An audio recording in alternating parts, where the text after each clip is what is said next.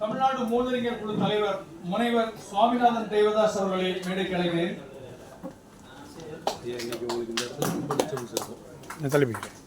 வரவேற்புரை வழங்கவிருக்கும் தமிழ்நாடு முனைவர் திவாகரன் அவர்களை மேடைக்கு அழைக்கிறேன்.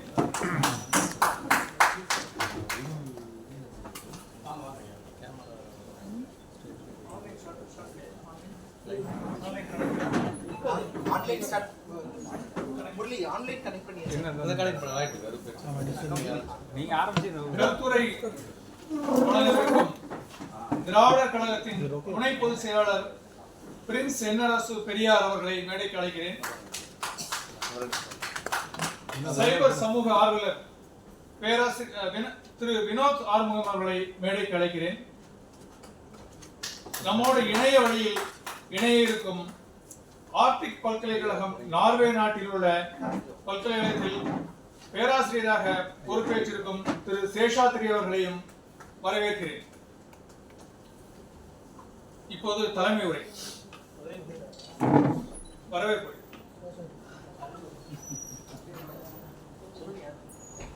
திரு திவாகரன் அவர்கள் வரவேற்கிறேன்.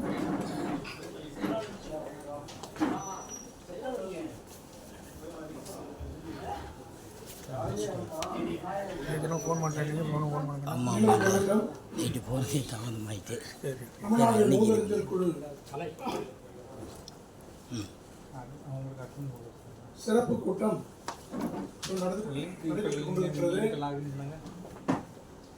இந்த கூட்டத்தினுடைய தலைவர் எங்கள் அன்புக்குரிய முனைவர் ஐயா சுவாமிநாதன் தேவதாஸ் அவர்களே, இந்த நிகழ்விலே கருத்துரை வழங்க இருக்கிற பேராசிரியர் ஆராய்ச்சியாளர் அக்ஷயா பல்கலைக்கழகம் நார்வே நாடு பேராசிரியர் சேஷாத்ரி அவர்களே, சைபர் சமூக ஆர்வலர் மரியாதைக்குரிய வினோத் ஆறுமுகம் அவர்களே, திராவிட கழகத்தினுடைய துணை பொதுச் செயலாளர் மரியாதைக்குரிய ஐயா சா பிரின்ஸ் என்ஆர்எஸ் பெரியார் அவர்களே, நன்றியுடைய தொகுப்புரை மாற்றிக் கொண்டிருக்கிற மரியாதைக்குரிய இணைச் செயலாளர் ஐயா நா ஜெயராஜ் அவர்களே, எங்களுடைய மதிப்புமிகு செயலாளர் மரியாதைக்குரிய ஐயா செல்வராஜ் அவர்களே, Recording in progress. எங்களுடைய மூதறிஞர் குழுவினுடைய செயலாளர் செல்வராஜ் அவர்களே, எங்கள் செயற்குழு உறுப்பினர்கள், செயலாளர்கள், துணை செயலாளர்கள், ஏனைய எங்களுடைய தமிழ்நாடு மூதறிஞர் குழுவினுடைய பொறுப்பாளர்கள் அனைவருக்கும் என்னுடைய வணக்கம். வருகின்றிருக்கின்ற சான்றோர் பெருமக்கள், ஆண்டோர்கள், பல்வேறு அமைப்புகளை சார்ந்த நம்முடைய திராவிட கழகத்தினுடைய பொறுப்பாளர்கள் அனைவருக்கும் என்னுடைய மனமார்ந்த நன்றியையும் வணக்கத்தையும் நான் தெரிவித்துக் கொள்கிறேன். இன்றைய தினம் நம்முடைய மூதறிஞர் குழுவின் சார்பிலே ஒரு சிறப்பு கூட்டம் நடத்தப்பட வேண்டும் என்றும் அது எதனை சார்ந்து இருக்க வேண்டும் என்பதை என்னுடைய அன்பிற்குரிய தலைவர் தேவதாஸ் அவர்கள் இங்கே எடுத்து வைத்தார்கள். எங்களுடைய கூட்டத்திலே அதன் பொருட்டு தற்போது இந்த நாட்டிலே நிலவி வருகின்ற நுண்ணறிவு, அதாவது ஏஐ என்று சொல்லப்படுகின்ற செயற்கை நுண்ணறிவு தொழில்நுட்பம் என்ற நிலையிலே அதில் வர்ணபேதங்கள் இப்பொழுது திணிக்கப்படுகிறது என்ற நிலைப்பாட்டை நாமெல்லாம் அறிந்தாக வேண்டும் என்பதற்காக அந்த செயற்கை நுண்ணறிவு என்ற திட்டத்தின் கீழே, அந்த அடிப்படையின் கீழே இப்பொழுது செயற்கை அறிதிறன் என்று சொல்லப்படுகின்ற நிலைப்பாட்டையும், அது மனிதனுக்குள்ளே இருக்கின்ற வேறுபாடுகளை எப்படியெல்லாம் களையப்பட வேண்டும், எப்படியெல்லாம் திணிக்கப்பட வேண்டும் என்று வருகின்ற விஞ்ஞானங்கள் வளர்ந்து வருகின்ற காலத்திலே அந்த தொழில்நுட்பத்தை கொண்டு எப்படியெல்லாம் வர்ணபேதங்கள் எல்லாம் உள்ளே மெதுவாக பூர்த்தி விடலாம் என்ற நிலைப்பாட்டை வகுத்து வருகின்றார்கள். இதை 1935ஆம் ஆண்டு நம்முடைய அறிவுலக ஆசான் தந்தை பெரியார் அவர்கள் இந்த அறிவுத்திறன் எப்படியெல்லாம் வளரப்போகிறது என்பதை எப்பொழுதே சுட்டிக்காட்டியிருக்கிறார். 1935ஆம் ஆண்டு இப்பொழுது பேசிக் கொண்டிருக்கிற தொலைபேசி ஒவ்வொரு சட்டை பையில இருக்கும் என்று சொன்னார். அது இப்போ நடந்துவிட்டது. இனி வரும் என்ற நிலைப்பாட்டிலே அதே போன்று ஒவ்வொரு தொழில்நுட்பங்களையும் அவர் ஆராய்ந்து அறிந்து இந்த மக்களுக்கு போதிக்கின்ற போது அப்பொழுது சரியாக தெரியவில்லை, புலப்படவில்லை. ஆனால் இப்பொழுது அவர் சொன்ன வார்த்தைகள் அத்தனையுமே இப்பொழுது மெய்ப்பட்டு இருக்கிறது என்பதை எல்லாம் நாம் உணர வேண்டும்.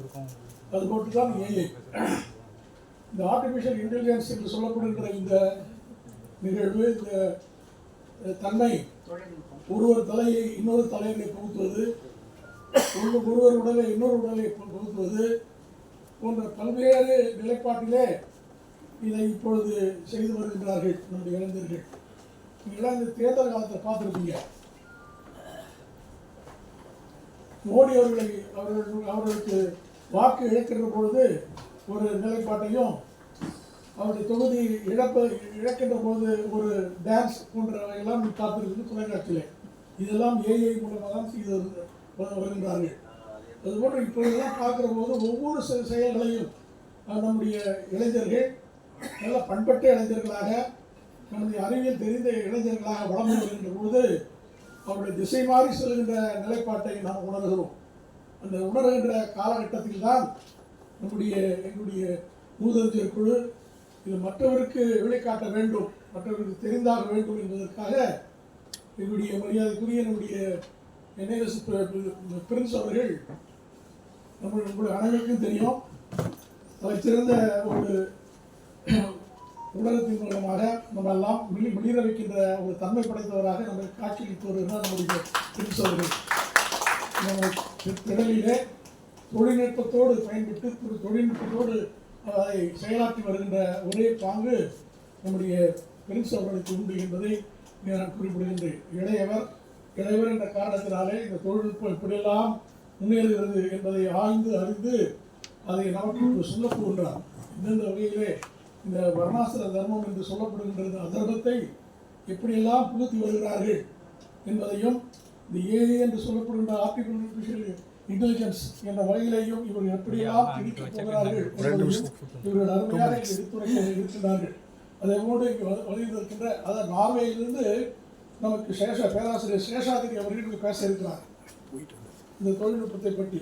அதே போல இங்கு வந்திருக்கின்ற மரியாதைக்குரிய நம்ம வினோத் ஆறுமுகம் அவர்களும் இந்த தொழில்நுட்பத்திலே தலை சிறந்த ஒரு நிபுணராக இருக்கின்ற போது நமக்கெல்லாம் இந்த ஏஐ என்று சொல்லப்படுகின்ற இந்த தொழில்நுட்பம் எந்தெந்த வகையிலே பயன்படுகிறது, எந்தெந்த வகையிலே நாம் எல்லாம் அதை சீர்தூக்கி பார்க்க வேண்டிய நிலையில் இருக்கிறோம் என்பதையெல்லாம் ஆழ்ந்து அறிந்து நமக்கெல்லாம் சொல்ல இருக்கின்றார்கள். இது மூதறிஞர் குழு நல்ல தெளிவாக மக்களுக்கு சேர வேண்டிய நல்ல காரியங்களை, நல்ல செயல்களை, நல்ல திட்டங்களை நிச்சயமாக வரையறுக்க வேண்டும் என்பதற்காக இந்த கூட்டத்தை ஏற்பாடு செய்திருக்கிறோம் என்பதை பணியோடு தெரிவித்துக் கொண்டு இங்கே வருகின்றிருக்கின்ற ஆண்டோர் பெருமக்கள், ஆண்டோர்கள் அனைவரையுமே எங்களுடைய தலைவர் மரியாதைக்குரிய சாமிநாதன் தேவதாஸ் அவர்களையும், மரியாதைக்குரிய வினோத் ஆறுமுகம் அவர்களையும், ஐயா பிரின்ஸ் அவர்களையும், எங்களுடைய செயலாளர் நம்முடைய செல்வராஜ் அவர்களையும், நம்முடைய மரியாதைக்குரிய பொன்னுசாமி பெரியார் ஆய்வறிஞர் அவர்களையும், நம்முடைய செல்வராஜ் அவர்களையும், நம்முடைய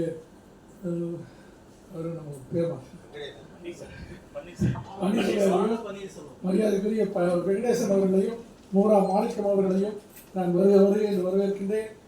அதே போல என்னோடு இணைந்து வந்திருக்கின்ற கவிஞர் முருகையன், நம்முடைய நிலவு முத்துகிருஷ்ணன், உலகநாதன் முத்துசாமி அவர்களையும், வந்திருக்கின்ற என்னுடைய அருமை நண்பர் மோகன் அவர்களையும், தங்கம் தம்பதியர் இருவரையுமே நான் வருக என்று வரவேற்கின்றேன். அதே போன்று நம்முடைய நிகழ்வுகளை அத்தனையுமே ஒளிபரப்பு செய்து கொண்டிருக்கின்ற அறிவழி தாமோதரன் அவர்களையும், ஏனைய வந்திருக்கின்ற சான்றோர் மக்கள் அனைவரையும் உங்கள் அனைவரையும் வருக என்று வரவேற்று விடைபெறுகிறேன். நன்றி, வணக்கம்.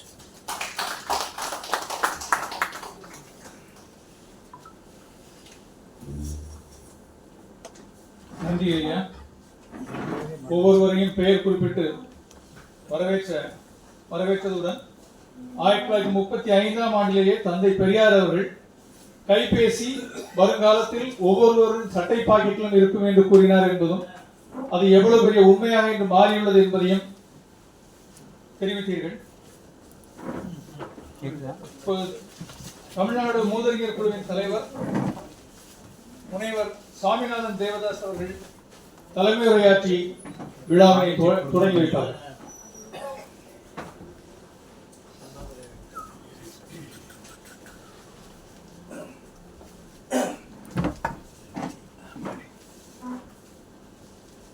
தமிழ்நாடு இன்டலெக்சுவல்ஸ் ஃபாரம், தமிழ்நாடு மூதறிஞர் குழு ஒருங்கிணைத்துக் கொண்டிருக்கின்ற இன்றைய சிறப்பு கூட்டம் செயற்கை நுண்ணறிவு தொழில்நுட்பத்திற்குள்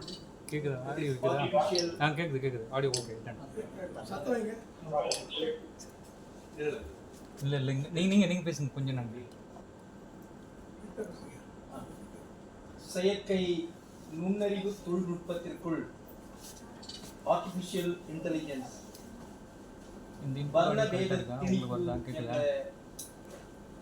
தலைப்பில் இன்றைய சிறப்பு கூட்டம் ஒருங்கிணைக்கப்பட்டிருக்கிறது. சிறப்புடன் நடைபெற்று வருகிறது. இந்த கூட்டத்திற்கு இந்த பொருள் பற்றி பேசுவதற்கு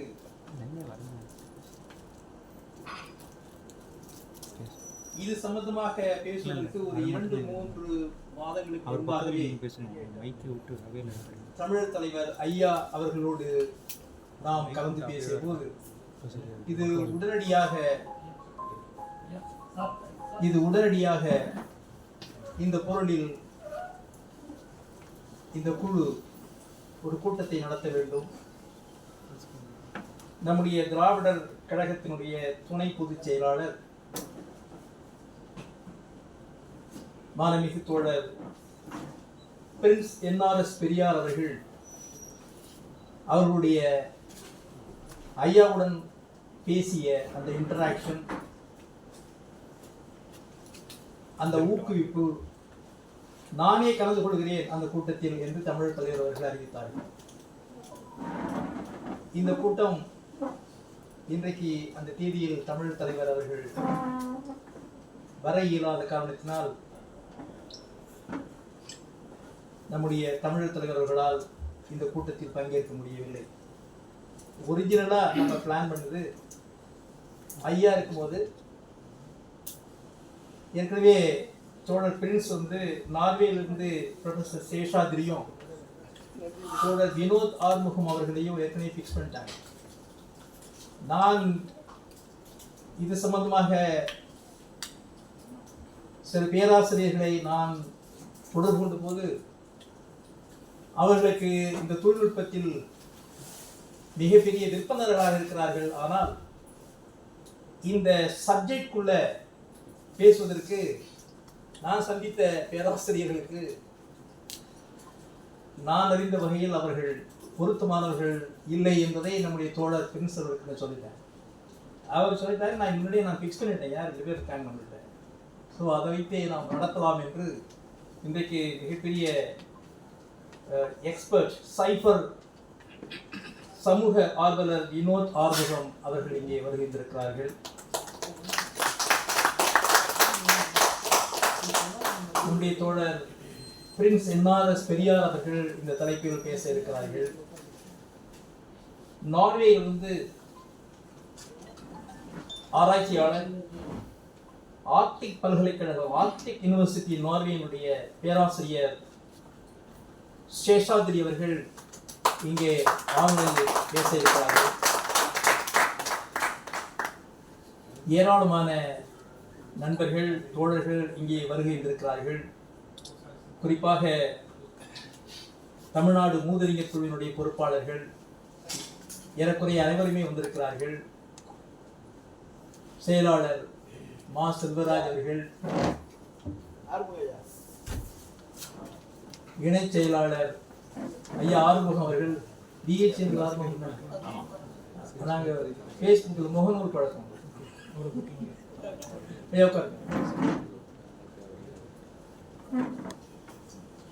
இணை செயலாளர் மாண்புமிகு பெரியார் ஆய்வாளர் கோ. நாகராஜ் அவர்கள்,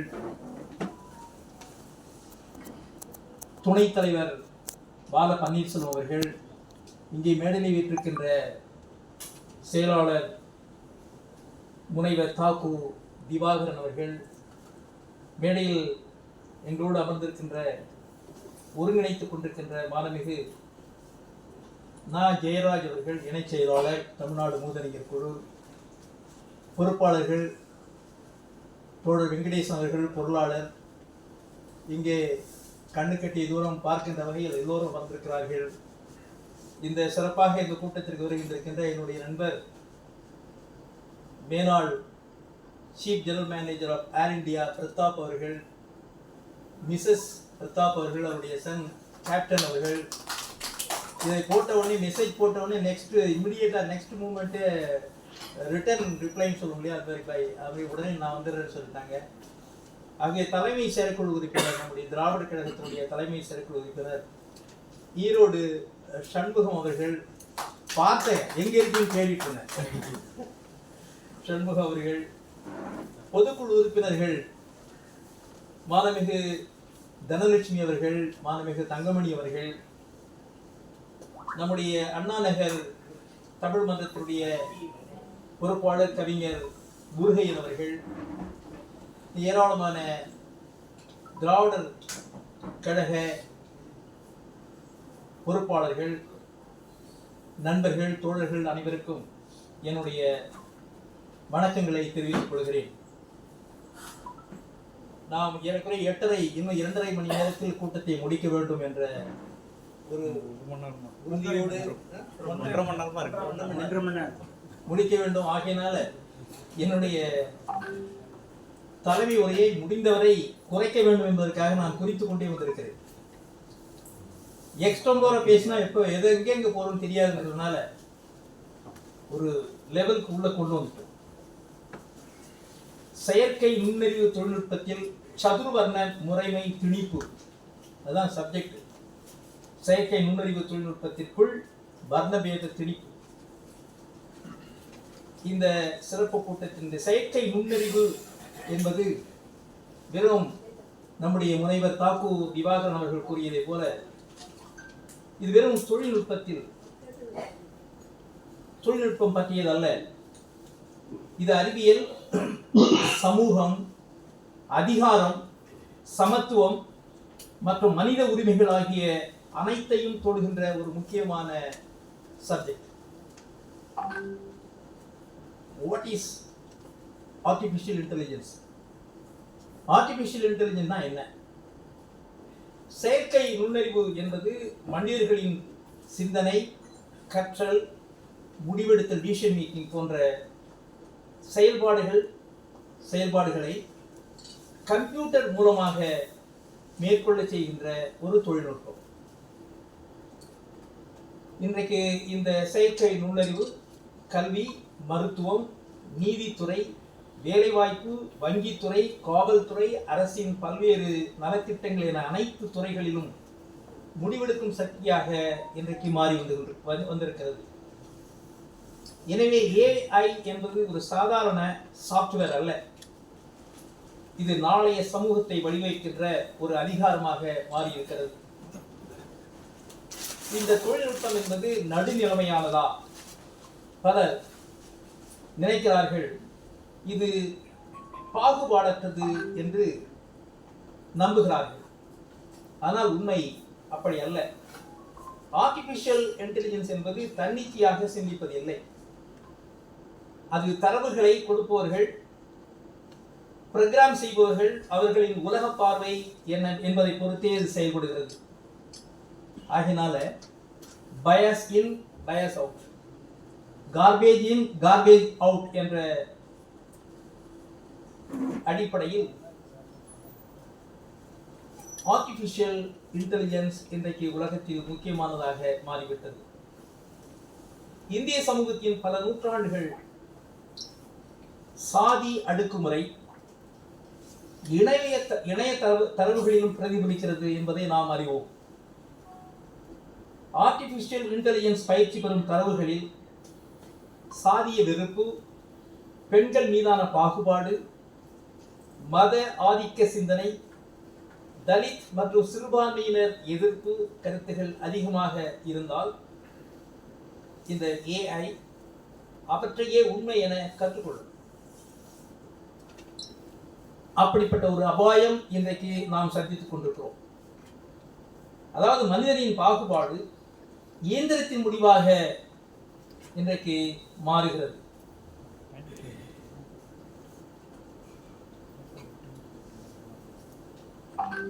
இந்தியாவில் சாதி, வர்க்கம், மொழி, பிரதேசம், மதம் ஆகியவை ஆழமாக பதிந்துள்ள நிலையில் ஆர்டிபிஷியல் இன்டெலிஜென்ஸில் சமூக நீதிக்கான பாதுகாப்பு இல்லாவிட்டால் நூற்றாண்டுகளாக இருந்த ஏற்றத்தாழ்வுகள் டிஜிட்டல் வடிவில் மீண்டும் மீள் உருவாக்கப்படலாம். இதுவே டிஜிட்டல் காஸ்ட் சிஸ்டம் என்று உலக அளவில் இன்றைக்கு விவாதிக்கப்பட்டு வருகிறது. மனிதனை உயர்வு தாழ்வாக பிரிக்கும் எந்த அமைப்பையும் மனித நேயத்திற்கு எதிரானது என்று அதே கருத்து கணினி மொழியிலும் பொருந்துகிறது. AI மனிதனை சாதி அடிப்படையில் பார்க்க தொடங்கினால் அது அறிவியல் அல்ல, அது தொழில்நுட்பத்தின் பெயரில் மனு தர்மத்தை மீண்டும் நிறுவுவதாகும். சமூக ஜனநாயகம் இல்லாமல் அரசியல் ஜனநாயகம் என்பது கேலிக்கூத்து, நிலைக்காது. The political democracy is a farce without a social democracy என்பார் டாக்டர் அம்பேத்கர். இதை இப்பொழுது விரிவுபடுத்தினால் டிஜிட்டல் ஜனநாயகம் இல்லாமல் சமூக ஜனநாயகம் முழுமை அடையாது எனலாம். ஆர்டிபிஷியல் இன்டெலிஜென்ஸ் சமத்துவத்தை வலுப்படுத்த வேண்டுமே தவிர பாகுபாட்டை நிரந்தரமாக்க கூடாது. AI என்பது மனு தர்மத்தின் டிஜிட்டல் வடிவமாக மாறிவிடக்கூடாது. அது டாக்டர் அம்பேத்கரின் சமத்துவம், தந்தை பெரியாரின் பகுத்தறிவு, இந்திய அரசியலமைப்பின் social justice, liberty, equality and fraternity ஆகிய விழுமியங்களை முன்னெடுக்கும் கருவியாக மாற வேண்டும். அறிவியல் தொழில்நுட்பத்துடன் மனித நேயம் இணைந்தால்தான் தொழில்நுட்பம் மனித குலத்திற்கு நன்மை செய்யும். இயற்கை நுண்ணறிவு, ஆர்டிபிஷியல் இன்டெலிஜென்ஸ் மனித குலத்தின் எதிர்காலத்தை வடிவமைக்கும் தொழில்நுட்பமாக வளர்ந்து வருகிறது. ஆனால் இந்த தொழில்நுட்பம் மனித சமுதாயத்தில் ஏற்கனவே நிலவும் ஆதிக்க மனப்பான்மையை மீண்டும் உருவாக்கும் அபாயம் இருக்கிறது என்பதை முன்பே நான் குறிப்பிட்டேன். இந்த நிலையில் தந்தை பெரியார், டாக்டர் அம்பேத்கர், மாமேதை மார்க்ஸ் ஆகியோரின் சிந்தனைகள் புதிய பொருத்தத்தை பெறுகின்றன. சமூக அநீதியின் மூல காரணமாக பொருளாதார சுரண்டலை கண்டார் கார்ல் மார்க்ஸ். உற்பத்தி சாதனங்கள் யார் கட்டுப்படுத்துகிறார்களோ அவர்களே அரசியல், கல்வி, கலாச்சாரம், சிந்தனை ஆகியவற்றையும் கட்டுப்படுத்துகிறார்கள் என்பார் கார்ல் மார்க்ஸ். இன்றைய உலகில் டேட்டா, அல்காரிதம், கம்ப்யூட்டிங் பவர் ஆகியவை புதிய உற்பத்தி சாதனங்களாக மாறிவிட்டன. சில நிறுவனங்கள் மட்டுமே ஆர்டிபிஷியல் இன்டெலிஜென்ஸ் தொழில்நுட்பத்தை கட்டுப்படுத்தினால் அறிவு மற்றும் அதிகாரம் அவர்களிடமே குவியும். இதுவே டிஜிட்டல் காலத்தின் புதிய வர்க்க ஆதிக்கமாக பார்க்கப்படும். டாக்டர் அம்பேத்கர் அவர்கள் சாதி என்பது வேலை பிரிவினை அல்ல, வேலை செய்பவர்களை பிரிக்கும் அமைப்பு என்பதை வலியுறுத்தினார். சாதி மனிதனின் திறமையை அல்ல, அவன் பிறப்பை அடிப்படையாக கொண்டு வாய்ப்புகளை நிர்ணயிக்கிறது என்பார் டாக்டர் அம்பேத்கர்.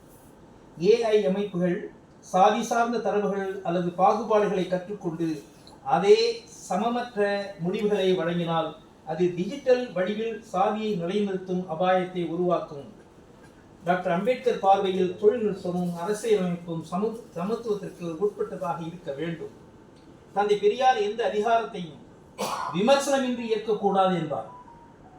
கடவுள், மதம், சாஸ்திரம், மனு தர்மம் ஆகியவை எவ்வாறு மனித சமூகத்திற்கு எதிராக பயன்பட்டனவோ அதேபோல் தொழில்நுட்பமும் விமர்சனத்திற்கு அப்பாற்பட்டதாக கருதப்படக்கூடாது.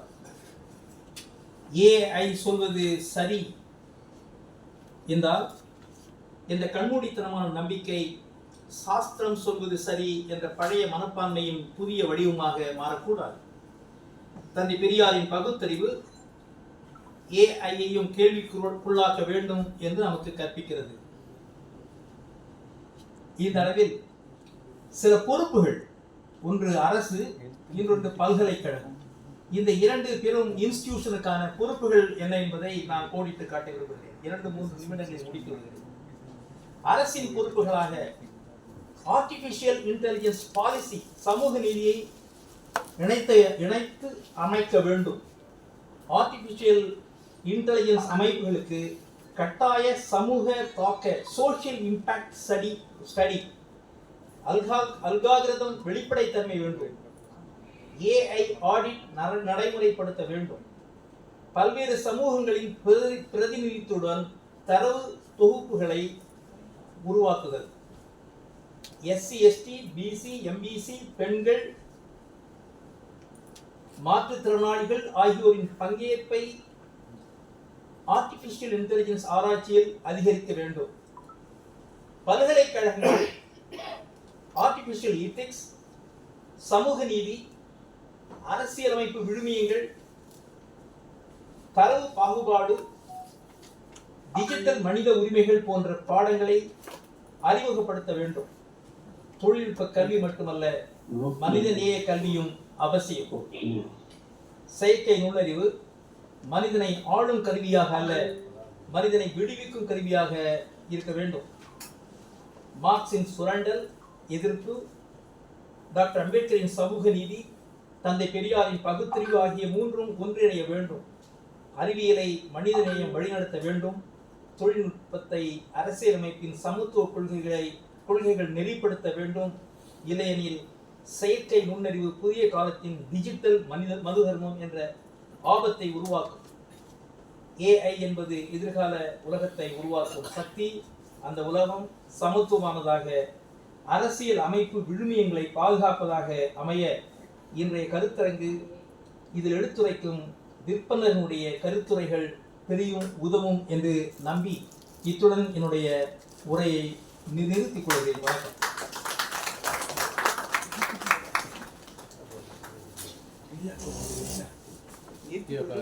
ஃபர்ஸ்ட் அவர் ஸ்பீச் கீழே வந்துடலாம்.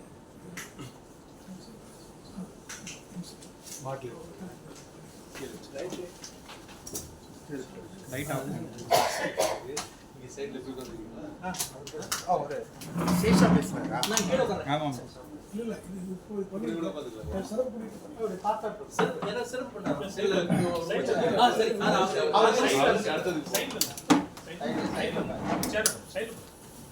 நன்றி ஐயா தலைமை உரைக்கு. செயற்கை நுண்ணறிவு நாளைய சமுதாயத்தை வடிவமைக்கும் தொழில்நுட்பம், அதில் பேதங்கள் எந்த அளவிற்கு பாதிப்புகளை ஏற்படுத்தும் என்று தெளிவுபடுத்தினீர்கள். இப்பொழுது நார்வே நாட்டிலிருந்து ஆர்டிக் பல்கலைக்கழகத்தின் ஆராய்ச்சியாளராக விளங்கும் பேராசிரியர் சேஷாத்ரி தனசேகரன் அவர்கள் கருத்துரை வழங்குவார்கள் இணைய வழி மூலமாக. நீங்க பேசலாம். முரளி நீங்க பேச அந்த லைட்டை மட்டும்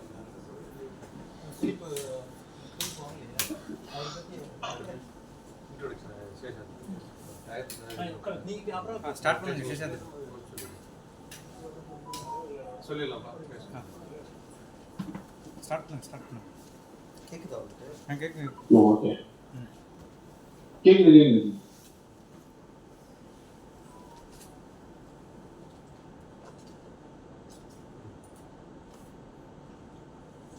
பிரசன்டேஷன் ரைட்ஸ் உங்களுக்கு அனுப்பிச்சிருக்கேன். இல்ல நான் கொடுத்துட்டேன். ஓகே. ஓகே.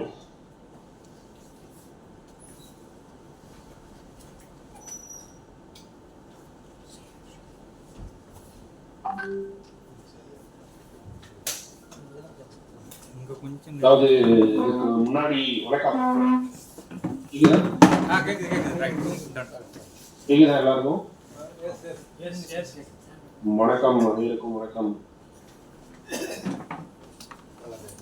சவுண்ட் கேக்குதுல்ல? கேக்குது பேசுங்க, நீங்க பேசுங்க, கண்டினியூஸா பேசுங்க. ஓகே. ஏன்னா உங்க நெட்வொர்க் ஏதோ ஸ்லோவா இருக்க மாதிரி காட்டுது. ஆமா எனக்கு ஸ்லோவா இருக்கு, இங்க ஸ்லோவா இருக்கு. பரவாயில்ல, நீங்க கண்டினியூஸ் பேசுங்க, அது வாய்ஸ் கேரி ஆயிடும். ஓகே. வணக்கம். இதுக்கு முன்னாடி பேசின தோழர் வந்து ரொம்ப அருமையாக பேசிட்டு இருந்தாங்க. பயாஸ் பற்றியும், ஏஐல அது எப்படி ஒர்க் அவுட் ஆகுதுன்றத பற்றியும், ஏஐல வந்து எப்படி வந்து கேஸ்ட் டிஸ்கிரிமினேஷன் வந்து யூஸ் ஆகுது அப்படின்றத பற்றியும் பேசிட்டு இருந்தாரு. அதோட தொடர்ச்சியாக தான் நான் இங்கே வந்து பேச வந்திருக்கேன். இப்போ நம்ம எல்லாருக்குமே தெரியும் ஏஐ எப்படி ஒர்க் அவுட் ஆகுது. ஏஐ பற்றி பல வருஷமா பேசிட்டு இருக்காங்க. ஏஐனால என்னென்ன பலன்கள், என்னென்ன விஷயங்கள் வருது அப்படின்னு நமக்கு எல்லாருக்குமே தெரியும். ஆனா இந்த கேஸ்ட் டிஸ்கிரிமினேஷன்ன்றத வந்து ஏஐ சிஸ்டம்ல ரொம்ப நாளா இருக்கிற ஒன்று. அதாவது இந்தியாவுக்கு மட்டும் இல்ல, உலகளவிலும் இருக்கு. இந்தியாவில் கொஞ்சம் அதிகமாகவே இருக்கு. இந்தியாவில் இருக்கக்கூடிய சில பல ஏஐ சிஸ்டத்தையும் சரி, வெளிநாட்டில் இருக்கக்கூடிய ஏஐ சிஸ்டத்தையும் சரி, அது வந்து ரொம்ப அதிகமாகவே இருக்கு. நம்ம கேஸ்ட் டிஸ்கிரிமினேஷனையும் அண்ட் ரேஸ் அண்ட் ஜெண்டர் டிஸ்கிரிமினேஷனும் வந்து ஏஐ சிஸ்டத்துல எப்பவுமே இருக்கு. அதாவது பாலின பாகுபாடு, அப்புறம் வந்து ஜாதிய பாகுபாடு, அப்புறம் வந்து இன பாகுபாடு, இந்த மூணுத்தை பத்தி நீங்க பேசாம உங்களால வந்து பொறுப்பான ஏஐ, அதாவது ரெஸ்பான்சிபிள் ஏஐ அப்படின்னு சொல்லுவாங்க. இந்த ரெஸ்பான்சிபிள் ஏஐன்னு சொல்லப்படுறது வந்து ஒரு மிகப்பெரிய ஒரு இப்பதான் வந்து கடைசி ஒரு 10 வருஷமா பேசிக்கிட்டு இருக்கக்கூடிய பல்வேறு ஆராய்ச்சியாளர்கள் மற்றும் பல்வேறு பேராசிரியர்கள் பேசிக் கொண்டிருக்கிற ஒரு ஆராய்ச்சி ஏரியா. ஏன் அந்த ஆராய்ச்சி ஏரியா எங்க உருவாச்சு அப்படின்னு பாத்தீங்கன்னா, ஏஐ சிஸ்டம்ன்றது வந்து ஒண்ணும் கிடையாது. நீங்க கொடுக்குற இன்ஸ்ட்ரக்ஷன்ஸை வச்சு, அதாவது நீங்க கொடுக்கக்கூடிய ஒட்டுமொத்த உத்தரவுகளை அல்லது நீங்க கொடுக்கக்கூடிய இன்ஃபர்மேஷனை, தகவல்களை கொண்டு வேலை செய்யக்கூடிய ஒரு கருவி அல்லது ஒரு செயல்பாட்டு இதுதான் வந்து ஏஐ. ஒரு செயல்பாட்டு கருவி தான் ஏஐ. அந்த ஏஐல கேஸ்ட் டிஸ்கிரிமினேஷன்ன்றது வந்து கேஸ்ட் டிஸ்கிரிமினேஷன், ரேஸ் டிஸ்கிரிமினேஷன்ன்ற எல்லாமே வந்து இருக்கு. ஏன் அப்படின்னு பாத்தீங்கன்னா, ஏஐ டிசைன் பண்றது யாரு? ஒரு ஹியூமன். அந்த டிசைனரோட பயாஸ், அதாவது அந்த டிசைனரோட சார்புத்தன்மை அந்த ப்ராடக்ட்லையும் அவர்கள் செய்யக்கூடிய ஏஐ சிஸ்டத்திலையும் வெளிப்படலாம். ஒண்ணு. ரெண்டாவது, அந்த ஏஐ ரெடி பண்றதுக்கு, அந்த மாடல் ரெடி பண்றதுக்கு நீங்க கொடுக்கக்கூடிய தரவு இருக்கு இல்லையா, அந்த தரவுலேயே வந்து சார்புத்தன்மை இருந்துச்சுன்னா அந்த ரிசல்ட்லையும் அந்த சார்புத்தன்மை வந்து அதிகமாக வெளிப்படும். இது ரெண்டும் தான் வந்து மேஜரான காரணம். என்ன அப்படின்னு பாத்தீங்கன்னா, டிஜிட்டல் ஏஜ்ல வந்து கேஸ்ட் வந்து நமக்கு ஒன்றும் பெருசா இல்லையே அப்படின்னு வந்து உங்களுக்கு தோணலாம். டெக்னாலஜிங்கிறது வந்து என்னைக்குமே வந்து கேஸ்ட் நியூட்ரலா இருந்தது இல்லை. ஏன்னா வந்து இதை வந்து மக்களால் பில் பண்ணப்பட்டு, அதாவது மனிதர்களால் பில் பண்ணப்பட்டு டேட்டா ட்ரெயின் ஆகி அதை நம்ம ஒரு சொசைட்டிக்குள்ள தான் வந்து டிப்ளாய் பண்றோம். ஸோ இங்க ஜாதியும் சரி, இனமும் சரி, பாலின பாகுபாடும் சரி, ஒவ்வொரு இன்ஸ்டிடியூஷன்ஸ்லயும் ஒவ்வொரு இடத்துலையும் நம்மை அறியாமலேயும் இருக்கிறது, நாம அறிந்தும் இருக்கிறது. அதுதான் உண்மை. இப்ப நமக்கு ஒட்டுமொத்தமா பாத்தீங்கன்னா 1.4, அதாவது 140 கோடி பேர் இருக்கக்கூடிய இந்தியாவில வந்து கிட்டத்தட்ட ஒரு 3000க்கும் மேற்பட்ட சாதிகள் இருக்கு. 3000 வந்து 5000 ஏன் லட்ச சாதி கூட இருக்கலாம். அதுல 27% வந்து ஒடுக்கப்பட்ட மக்கள் இருக்காங்க. 3.4% தான் வந்து ஒட்டுமொத்தமா வந்து தலித்துகளின் ரெப்ரசன்டேஷனா வந்து டெக் ஒர்க் ஃபோர்ஸ்ல இருக்கு. இது வந்து நாஸ்காம்ல 2022 எடுக்கப்பட்ட ஒரு சர்வேல ஒட்டுமொத்த டெக் ஒர்க் ஃபோர்ஸ், அதாவது நீங்க வந்து இன்னைக்கு சாஃப்ட்வேர் வேலைக்கு போறோம் இல்ல ஐடி வேலைக்கு போறான்னு பார்க்கக்கூடிய பல இடங்கள்ல வந்து தலித்துகளுடைய பங்களிப்பு என்பது வெறும் 3.4% தான் இருக்கிறது. 100%த்துல 3.4% தான் இருக்கு. அதுலயும் கிட்டத்தட்ட 15க்கும் மேற்பட்ட டிஜிட்டல் பிளாட்ஃபார்ம் எல்லாத்துலயுமே எனக்கு சாதிய ரீதியான ஹராஸ்மென்ட், ஜாதிய ரீதியான கொடுமைகள் நடந்திருக்கு அப்படின்றதும் பல்வேறு வகையில வந்து ரிப்போர்ட் செய்யப்பட்டிருக்கு. இது எல்லாமே வந்து குறைந்தபட்ச தகவல் தான். ஆனா அந்த ஏஐக்குள்ள எப்படி இருக்கும்? ஏஐ வந்து நம்ம தானே ஏஐ கிட்ட நம்ம எது கேட்டாலும் பதில் சொல்றோங்க, ஏஐ வந்து அது சிறப்பா பதில் சொல்றேங்க அப்படின்னு நம்ம நினைச்சா, ஏஐல டேட்டா, ஏஐ இப்போ ChatGPT கிட்ட நீங்க பேசுறீங்க அப்படின்னா, ChatGPTங்கிறது ஒரு லார்ஜ் லாங்குவேஜ் மாடல், அதாவது பெரிய லாங்குவேஜ் மாடல். அதுல வந்து டேட்டாவா எங்க இருக்கோ இணையத்துல நீங்க எழுதுனது, நான் எழுதுனது, நம்ம ஆசிரியர் எழுதுனது, ஏன் நம்ம விடுதலை பத்திரிகை ஆகட்டும், பெரியார் நூலகங்களாகட்டும், எல்லாத்தையும் இணையத்துல இருக்க எல்லாத்தையும் எடுத்துதான் அந்த ட்ரெயின் ஆகுது. ஆனா பெரும்பான்மை புத்தகங்கள் யார் எழுதியிருக்காங்க? பெரும்பான்மைவாதத்தினுடைய கருத்துக்களால் தான் அது வந்து நிரம்பப்பட்டிருக்கு இன்டர்நெட். அதுக்கப்புறம் நம்ம எவ்வளவுதான் போராடி கொண்டு வந்தாலும் நம்முடைய கண்டனங்கிறது 20-30% தான் இருக்கிறது. சமத்துவம் பேசுறவனோ சமநீதி பேசுறவர்களுடைய குரல்கள் வந்து குறையாகத்தான் இருக்கிறது ஆன்லைன் பிளாட்ஃபார்ம்ல. ஆனா சாதி ரீதியாக பேசுபவர்களோ இல்ல என்னுடைய சாதி பெறுதுன்னு பேசுறவங்களோ இல்ல பார்ப்பனர்கள் ஆதரவா பேசக்கூடியவர்களோ எல்லாமே வந்து அதிகமா இருக்கு. அது வந்து ரொம்ப சப்பிலா இருக்கு, ரொம்ப அமைதியான முறையில தான் வந்து கடத்தப்பட்டிருக்கு. அதைத்தான் இன்னைக்கு நம்ம பார்க்க போறோம். இதுல ஏஐ வந்து எப்படி வந்து கேஸ்ட் பயாஸை வந்து இன்க்ளூட் பண்ணுது, ஏஐ எப்படி கண்டுபிடிக்குது, ஏஐக்குள்ள இருக்கக்கூடிய கேஸ்ட் பயாஸ் எப்படி இருக்கு அப்படின்னு பாத்தீங்கன்னா குறிப்பா 6 விஷயத்தை வச்சுதான் வந்து இந்தியாவுக்குள்ள நீங்க ஒரு கேஸ்ட் பயாஸ்ன்ற கான்செப்டே ஒர்க் அவுட் ஆகுது. என்ன அப்படின்னு பாத்தீங்கன்னா சர்நேம், அதாவது பின்னொட்டு அல்லது நம்முடைய தந்தையார் பேர் நம்ம தமிழ்நாட்டில் வச்சிருப்போம். இப்ப என் பேர் பாத்தீங்கன்னா சாத்திரி தனசேகரன் என்னுடைய அப்பா பேர், என்னுடைய தாத்தா பேர் பாத்தீங்கன்னா தனசேகரன், என்னுடைய அப்பா பேர் பாத்தீங்கன்னா தனசேகரன் கமலக்கண்ணன் இருக்கும்.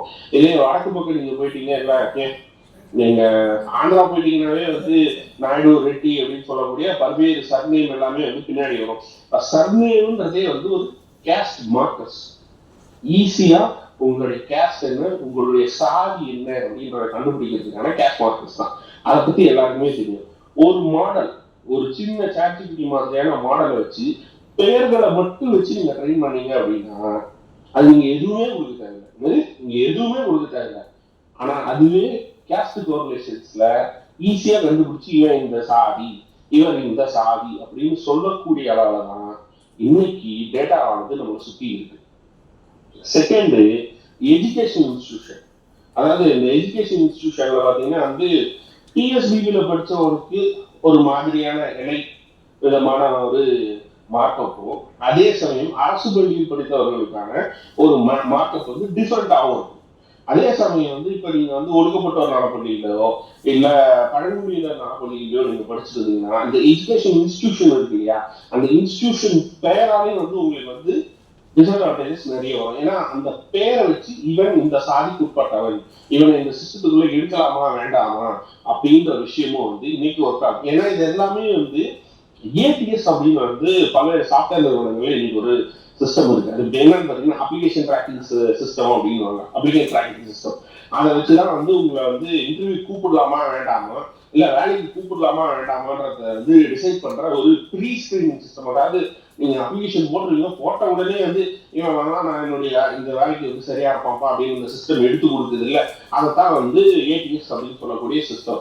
அந்த ஏடிஎஸ்ல மைக்ரோசாஃப்ட்லயே 2013 மைக்ரோசாஃப்ட் கூகுள்ல எல்லாத்துலயுமே வந்து பாலின பாகுபாடு பெரிதா இருக்கு அப்படின்னு ஒரு பெண் கண்டுபிடிச்சு சொன்னதுக்கு அப்புறம் தான் சிஸ்டமே வந்து 95% மேற்பட்ட இன்டர்வியூ கால்கள் வந்து ஆண்களுக்கு தான் வந்து கொடுக்கப்பட்டிருக்கு, பெண்கள் யாருக்கும் கொடுக்கப்படவில்லைன்னு ஒரு பெரிய பிரச்சனையா கிளம்பி நாங்கள் எங்களுடைய சிஸ்டத்தை மாத்துகிறோம்னு அங்கிருந்து ஸ்டார்ட் ஆனது ஏஐக்குள்ளேயும் பயாஸ் இருக்கு அப்படின்ற விஷயங்கள். அதே போல இன்றைக்கு இந்தியாவுக்குள்ள சர்நேம், எஜுகேஷன் இன்ஸ்டிடியூஷன், உங்களுடைய மொழி மற்றும் உங்களுடைய வழக்காடு, அந்த வழக்கு மொழி அப்படின்னு சொல்லுவாங்க. அதாவது வந்து சென்னையோட வழக்கு வட்டார வழக்கு ஒரு மாதிரி இருக்கும், திருநெல்வேலியோட வட்டார வழக்கு ஒரு மாதிரி இருக்கும். அந்த வட்டார வழக்கு முதற்கொண்டு நீங்க பேச ஆரம்பிச்சீங்க, நீங்க வந்து சாட்ஜிபிடி கிட்ட வந்து பேசும்போது உங்களுக்கே தெரியாம உங்களுடைய வட்டார வழக்கு வந்து ரிஃப்ளெக்ட் ஆகும். இப்ப தமிழ்ல பாத்தீங்கன்னா ஆடியோ மாடல்ஸ் எல்லாமே நீங்க பாத்தீங்க அப்படின்னா தமிழ்ல சொல்லக்கூடிய வாய்ஸ் சாட் எல்லாமே பாத்தீங்கன்னா ஹே சிரி இந்த பாட்டை போடு அந்த பாட்டை போடுன்னு நம்ம சொல்றதாகட்டும், இல்ல அமேசானோட இது வாய்ஸ் ஆகட்டும், எல்லாத்தையுமே நம்ம சொல்லும் போது அந்த மாடல் எல்லாமே குறிப்பிட்ட ஒரு அப்பர் மிடில் கிளாஸ் அல்லது அப்பர் கிளாஸ் பணத்தால வந்து அப்பர் கிளாஸ் ஆனவங்க, அப்படி இல்லைன்னா வந்து ஹை கிளாஸா சொல்லக்கூடிய இது வந்து தெரியுமா அது வந்து தெரியுமான்னு சொல்லக்கூடிய அந்த மொழிகளின் பெயரால் தான் வந்து அது எல்லாமே வந்து ட்ரெயின் பண்ணப்பட்டிருக்கு. அந்த ட்ரெயின் பண்ணப்பட்டதை வந்து இங்க ரீஜனல் டைலாக்டா வந்து இப்ப திருநெல்வேலி ஒருத்தர் கொண்டு போய் அந்த ஸ்பீக்கரை கொடுத்து நீங்க எப்படி இருக்க நல்லா இருக்கியா அப்படின்னு கேட்டா அது அங்கே சரியாக வேலை செய்யாது. ஏன்னா அந்த லாங்குவேஜ் அண்ட் டைலாக்டை வச்சும் அது உங்களுக்கு பயாஸான ஆன்சரை கொடுக்கும். அதே போல ரெசிடென்சியல் அட்ரஸ், உங்களோட அட்ரஸ் கொடுத்துட்டீங்கன்னா நீ கூகுள் மேப்பை வச்சு எந்த ஊர்ல எந்த தெருவா இருக்கா இந்த தெரு வச்சு இந்த தெரு வந்து இந்த சாதியினர்தான் இந்த தெருவில் வசிப்பார்கள் கொண்டு தலித்துகளையும் பழங்குடியினர்களையும் வந்து ஒடுக்கிறதுக்கான ஒரு வேலையா வந்து ரெசிடென்சியல் அட்ரஸ் வந்து பயன்படுது. அதே போல சோசியல் நெட்வொர்க் டேட்டா நம்ம எல்லாரும் என்ன சொல்றோம், சோசியல் நெட்வொர்க்ல வந்து நம்ம நிறைய யூஸ் பண்றோம். அதே போல நீங்க சோசியல் நெட்வொர்க்கை வச்சு நீங்க என்ன கம்யூனிட்டின்னு கண்டுபிடிக்கிற விஷயம் வந்து ஒண்ணு நடக்குது. முன்னாடி எல்லாம் என்ன பண்ணுவாங்க, என்ன ஆளுங்க அப்படின்னு சொல்லுவாங்க. இன்னைக்கு ஆனா சோசியல் நெட்வொர்க் டேட்டா வச்சு பல்வேறு விஷயங்கள் நடக்குது. ஏன் நம்ம திராவிடர் கழகத்திலயோ இல்ல தீக்காலியோ இல்ல திமுகலையோ இருக்கான், எப்ப அவன் சாதிக்கு எதிரானப்பா, அவன் வந்து இந்த சாதிக்காரனா தான் இருப்பான், அவன் வந்து ஒரு ஒடுக்கப்பட்ட இனத்தை சார்ந்தவனா இருப்பான், இல்ல ஒரு பிற்படுத்தப்பட்ட இனத்தை சார்ந்தவனா இருப்பான், அவன் வந்து நம்மளா இருக்க மாட்டான் அப்படின்ற எண்ணம் தான் வந்து பலருக்கும் இருக்கு. அந்த சோசியல் நெட்வொர்க் டேட்டா வச்சும் கேஸ்ட் வந்து பல இடங்கள்ல வந்து அப்பியர் ஆகுது. கடைசியா வந்து ரொம்ப கம்மி தான், பட் இது வந்து கிரெடிட், அதாவது உங்களுடைய கிரெடிட் ஹிஸ்டரி, உங்களுடைய ஸ்பெண்டிங் ஹிஸ்டரி. என்னப்பா சிபிலுக்கு தானே நான் வந்து கிரெடிட் ஹிஸ்டரிலாம் கேட்பேன், அதை வச்சும் நீங்க வந்து ஹை கிளாஸ், அதை வச்சும் கேஸ்ட் ஒர்க் ஆகுதா அப்படின்னு பாத்தீங்கன்னா ஆமாம். ஜெனரேஷனல் இன்க்ளூஷன் அப்படின்னு சொல்லுவாங்க.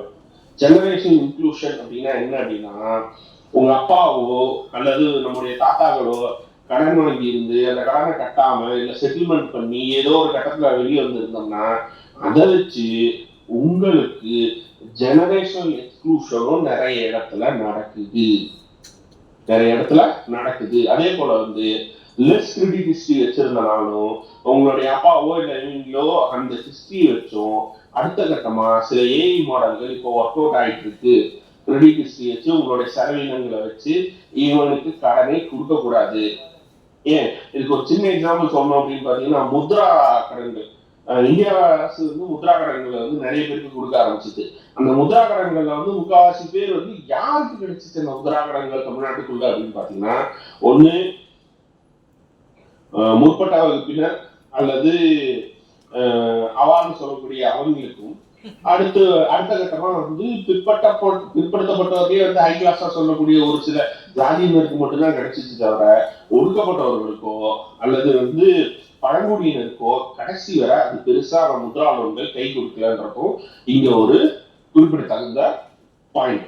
அதே போல இப்ப வந்து ஏஐ பவர்டு ரெக்ரூட்மெண்ட் தான் வந்து இந்தியன் ஐடி செக்டார்லாம் நிறைய நடக்குது. அதுல மேஜரா பண்றது வந்து நேம் ஃபில்டரிங் தான். நேம் ஃபில்டரிங் எப்படி, அப்பர் கேஸ்ட் ப்ரிஃபரன்ஸ்ல இவன் பேர் வச்சுதான் திலீப்னு பேர் வச்சுதான் அவனை செலக்ட் பண்ணு. இப்போ சேஷாத்ரின்னு என் பேர் இருந்துச்சு, நான் பார்ட்னர் இல்லை, பட் ஆனா என் பேர் அந்த பேர் இருந்துச்சுன்னா உனக்கு வந்து இவனை வந்து இன்டர்வியூக்கு கூப்பிடு. அதே போல வந்து மூசாமின்னு வச்சிருந்தா இவன் வேண்டாம், கந்தசாமின்னு வச்சிருந்தா இவன் வேண்டாம். அதே போல இப்போ ஸ்பெசிபிக்கலா இன்னும் சில இதெல்லாம் பாத்தீங்கன்னா சுடலை மாடன், பிச்சை முத்து, பிச்சேஸ்வரன், அந்த மாதிரியான பேர்லாம் இருந்துச்சுன்னா நிறைய பேர் வந்து ரிமூவ் பண்றாங்க. இதனாலே நம்ம மாநிலம் என்ன பண்றாங்க அப்படின்னா, இப்ப வந்து தமிழ் பேர் வைக்கிறதுக்கு வந்து சமஸ்கிருத பேரா வைக்க ஆரம்பிச்சோம். சுத்தி வாயில நோயாத பல பேர்லாம் வைக்கிறதுக்கு இது ஒரு காரணம். இன்னொன்னு நம்ம என்ன முடிவுக்கு வந்துட்டோம்னா, நம்ம தமிழர்கள்ல பாதி பேர் வந்து அந்த சிஸ்டத்தையே குழப்பம்ன்ற முடிவுக்கு வந்துட்டாங்க. அதுவும் நல்ல விஷயம் தான் இந்த நேம் ஃபில்டரிங்ல. ஏன்னா இப்ப வந்து ஒரு பேர் கேள்விப்பட சமீபத்துல தோஷிகா அப்படின்னு ஒரு லேடியோட பேர் இருந்துச்சு. தோஷிகான்ற பேர் வந்து எந்த சாதியும் உங்களால கண்டுபிடிக்க முடியுமா? இங்கே எந்த ஆட்டோமேட்டிக் சிஸ்டத்தாலையும் கண்டுபிடிக்க முடியுமா? சோ அந்த சிஸ்டத்தையே குழப்பற முடிவுல வந்து நம்ம இறங்கிட்டோம். அது ஒரு நல்ல விஷயம் தான். பட் ஆனா தமிழ் பேர் வச்சா வந்து இந்த சாதிக்கான லெவலையும் இன்னைக்கு அந்த நேம் ஃபில்டரிங் வந்து பல இடங்கள்ல வந்து ஒர்க் அவுட் ஆகுது. அது வந்து அந்த அல்காரிதத்துக்கு சாதி தெரியுமா? தெரியாது. ஆனா யார் அந்த அல்காரிதம் மூலியமா அந்த அல்காரிதம் ட்ரெயின் ஆகிறதுக்கு முன்னாடி யார் அவன் வந்து பேரை பார்த்து அவன் செலக்ட் பண்ணானோ, ஓகே இந்த பேர்லாம் இருந்தா வந்து இவங்க செலக்ட் பண்ணியிருக்காங்க இன்டர்வியூவர், அதே போல நாமளும் செலக்ட் பண்ணுவோம் அப்படின்னு அந்த அல்காரிதமும் மனுஷனை பார்த்து கேட்டு போகுது. எப்படிங்க? மனுஷனை பார்த்து அல்காரிதம் கேட்டு போகுது. அதுதான் வந்து மனுஷனை பார்த்து அல்காரிதம் கேட்டு போறது. இதெல்லாம் வந்து caste discrimination in name. Second வந்து இன்ஸ்டிடியூஷன். சில கம்பெனிஸ்லாம் பாத்தீங்கன்னா வெளிப்படையா சொல்ல மாட்டான், ஐஐடி இந்த காலேஜஸ்ல படிச்சவங்க மட்டும்தான் நான் சூஸ் பண்ணுவேன் அப்படின்னு. IITIIMல படிக்கக்கூடிய ஒடுக்கப்பட்ட மாணவர்களோ பழங்குடியின மாணவர்களுடைய எண்ணிக்கையே வந்து மிக மிக குறைவு. அண்ட் ஆல்சோ வந்து அவர்களால வந்து முழுக்க அந்த அந்த அவங்களோட டிகிரியை முழுசா முடிச்சுட்டு வராங்கன்றதும் வந்து பல்வேறு சிக்கல்களுக்குரிய விஷயம். அதனால அந்த இன்ஸ்டிடியூஷன் பயாஸ்ல இப்போ விஐடியில படிச்சா நான் எடுத்துப்பேன், SSNல படிச்சா நான் எடுத்துப்பேன், இதே வந்து ஏதோ ஒரு இப்போ ஃபார் எக்ஸாம்பிள் ஏதோ ஒரு காஞ்சிபுரத்துல இருக்க ஏதோ ஒரு கல்லூரியில படிச்சுட்டோம், பல்லவன் பொறியியல் கல்லூரியிலோ இல்லை வேற ஏதோ ஒரு பொறியியல் கல்லூரியிலோ படிச்சா நான் எடுத்துக்க மாட்டேன் அப்படின்னு சொல்றதும் இந்த பயாஸும் வந்து ஏஐ சிஸ்டத்துல நிறைய இருக்கு. இந்த பிரச்சனையும் இருக்கு. இந்த பிரச்சனையும் வந்து சாதி ரீதியிலான ஒரு பிரச்சனை தான். ஏன்னா IITIIMல படிக்கிறவங்க பேரு இந்த ரெண்டுத்தையும் மேட்ச் பண்ணிட்டீங்கன்னா நீங்க என்ன சாதின்னு கண்டுபிடிச்சிடலாம். ஆனா அதே போல நம்ம ஊர்ல வந்து அரசு பொறியியல் கல்லூரியில படிச்ச ஒருத்தனுடைய நேமையும் இதையும் நீங்க வச்சீங்கன்னா அதையும் வச்சு நீங்க ஃபில்டர் பண்ணிடலாம், தேவையா தேவையில்லையா. இது எல்லாத்தையும் தாண்டி சோசியல் கிராஃப் ஸ்கிரீனிங் ஒன்று இருக்கு. இந்த சோசியல் கிராஃப் அப்படின்னா என்ன அப்படின்னு பாத்தீங்கன்னா, இப்ப வந்து லிங்க்டின் இருக்குல்ல, லிங்க்டின்னா வந்து மிகப்பெரிய ரெக்ரூட்மெண்ட் டூலா வந்து பல பேர் வந்து பயன்படுத்துறாங்க. அந்த டூல்ல நீங்க யாரோட கனெக்ட் ஆயிருக்கீங்க அப்படி ஒரு கிராஃப் போடலாம். நீங்க யாரோட கனெக்ட் ஆயிருக்கீங்க லிங்க்டின்ல இருந்து, ஓகே இந்த கனெக்ஷனை வச்சு இவன் பிரச்சனைக்குரிய ஆளாச்சு, இவன் கூட கனெக்ஷன்ல இருக்கானா இவன் வேண்டாம், இவன் கூட கனெக்ஷன்ல இருக்கானா ஓகே இவனை தூக்கு. இப்படி அந்த சோசியல் கிராஃப் ஸ்கிரீன் பண்ணும்போது அதுவும் வந்து அப்பர் கேஸ்ட் ஆட்களுக்கு தான் வந்து நிறைய ஒர்க் அவுட் ஆகுது. ஏன்னா அது எல்லாமே இன்ஃபார்மல் நெட்வொர்க்ஸ், அதாவது அல்காரிதம்க்கு வந்து அது யூஸ்ஃபுல்லா இருக்கும். ஆனா இத்தனை பேரை வச்சிருக்கான் அப்படின்னு அதை பிக் பண்ணி ஒர்க் பண்றதுக்கு இது எல்லாமே சரியா வந்துருக்கு. இப்படி ஏஐ பவர்டு ரெக்ரூட்மெண்ட் வந்ததுக்கு அப்புறம் ஒரு மிகப்பெரிய ஸ்கேம் வந்து இந்தியன் ஐடி செக்டார்ல நடக்குது. ஏன் தலித் ரைட் குரூப் ஆக்டிவிஸ்டே பல பேர் வந்து இந்த ஸ்ட்ரக்சரல் ப்ராப்ளத்தை வந்து நிறைய இடத்துல சொல்லியிருக்காங்க. ஆனா காதில் ஏற்றுக்கொள்ளப்படவே இல்லை. இது ஒரு பெரிய பிரச்சனை. இன்னொன்னு, கடன் வாங்கினவங்க மொபைல்ல எத்தனை பேர் மொபைல் ஆப்ல கடன் வாங்கிருக்கீங்க? எத்தனை பேர் மொபைல் ஆப் வச்சு கடன் வாங்கிருக்கீங்க? ஹலோ, இங்க வாங்கிருக்க வாய்ப்பு இல்ல. ஏதாவது கடன் வாங்கிருக்கீங்களா? ஏதாவது இந்த கிரெடிட் இந்த மாதிரியான ஆப்புகள்ல பல பேர் வந்து வாங்குவீங்க. சும்மா ஒரு 5000 ரூபாய் கடன் இந்த அமேசான் பே பேக் அப்படி இப்படின்னு ஆஃபர்லாம் பண்ணுவீங்கல்ல, அந்த மாதிரியான பல்வேறு கிரெடிட் ஹிஸ்டரியில 190 மில்லியன், அதாவது 19 கோடி பேருக்கு வந்து ஃபார்மல் கிரெடிட் ஹிஸ்டரியே கிடையாது இந்தியா. கிட்டத்தட்ட 20 கோடி பேருக்கு, 140 கோடி பேர்ல 20 கோடி பேர் அந்த குழந்தைகள் இவங்க எல்லாரும் சேர்த்தீங்கன்னா கிட்டத்தட்ட ஒரு 50 கோடி பேருக்கு இந்தியாவில வந்து கிரெடிட் ஹிஸ்டரியே கிடையாது. ஏன்னா அவங்க வந்து கடன் வாங்குறதோ இது பண்றதோ பேங்கிட்டயோ எதுக்கிட்டயோ கிடையாது. ஒண்ணு. ரெண்டாவது வந்து 56% ஒடுக்கப்பட்ட ஹவுஸ் ஹோல்டு, அதே போல பழங்குடியின ஹவுஸ் ஹோல்டு யாருக்கும் வந்து அவங்க அன்பேங்க் இந்த பேங்கிங் செக்டாருக்குள்ளேயே வரப்போறது இல்லை. அதே மாதிரி ஆப் செக்டாருக்குள்ளேயே வரப்போறது இல்லை. அதே மாதிரி எங்கெல்லாம் தலித்துகள் மெஜாரிட்டியா இருக்காங்களோ உத்தரப்பிரதேசத்துல சில ஏரியாக்களாகட்டும், தமிழ்நாட்டிலேயே நீங்க வந்து அரியலூர் பெரம்பலூர்ல இருந்து நீங்க லோன் வாங்க முடியாதுங்க. நீங்க என்ன போய் பாருங்க, நீங்க என்ன கேட்டு பாருங்க. தமிழ்நாட்டிலேயே அரியலூர், பெரம்பலூர், தர்மபுரி, கிருஷ்ணகிரி, அப்புறம் வந்து தர்மபுரி, அதுக்கப்புறம் வந்து அந்த அரியலூர், பெரம்பலூர், தர்மபுரி, அதே போல வந்து சவுத்துல வந்து தூத்துக்குடி, திருநெல்வேலி, தூத்துக்குடி, கன்னியாகுமரி சில டிஸ்ட்ரிக்ட், இங்கெல்லாம் போயிட்டு நீங்க நிரந்தரமா வச்சுச்சீங்கன்னா உங்க கிரெடிட் கார்டுக்கும் உங்க சிவில் ஸ்கோருக்கும் உங்க இதுக்கும் உங்களுக்கு லோனே கிடைக்காது எந்த ஆப்லயும். இது ஒரு மேஜர் பிரச்சனையாவே இருக்கு. ஹையஸ்ட் லோன் ரிஜெக்ஷனே வந்து தலித் மெஜாரிட்டி டிஸ்ட்ரிக்ட்ஸ்ல வந்து நடக்குது. எப்படி அப்படின்னு கேட்டீங்கன்னா, உங்களுடைய பின்கோடையும் உங்களுடைய பக்கத்து ஏரியாக்கள் நீங்க இருக்கிற இடத்தையும் வச்சு டேட்டாவை வச்சு ஒரு மேப் போட்டாங்க, இவனுக்கு கொடுக்க வேணாம். அதாவது இது வந்து பூகோளவியல் ட்ராக் அப்படின்னு சொல்லுவாங்க, ஜியோகிராபி ட்ராக். இந்த ஜியோகிராபி ட்ராக் வச்சு உங்களுக்கு கடன் கொடுக்காத முடியும் பண்ண முடியும். அதே போல நெட்வொர்க், இப்போ உங்களுடைய மொபைல்ல வந்து கான்டாக்ட் வச்சிருப்பீங்களா, அந்த கான்டாக்ட்ல இருக்க எத்தனை பேர் என்கிட்ட கடன் வாங்கியிருக்கான், அந்த கான்டாக்ட்ல இருக்க கரெக்டா கடன் கட்டியிருக்கானா திரும்ப இல்ல, அவனுங்க கடனை கட்டல, இவன் புதுசா வாங்க வந்திருக்கானா உங்களுக்கு லோன் ரிஜெக்ஷன் வந்துடும்.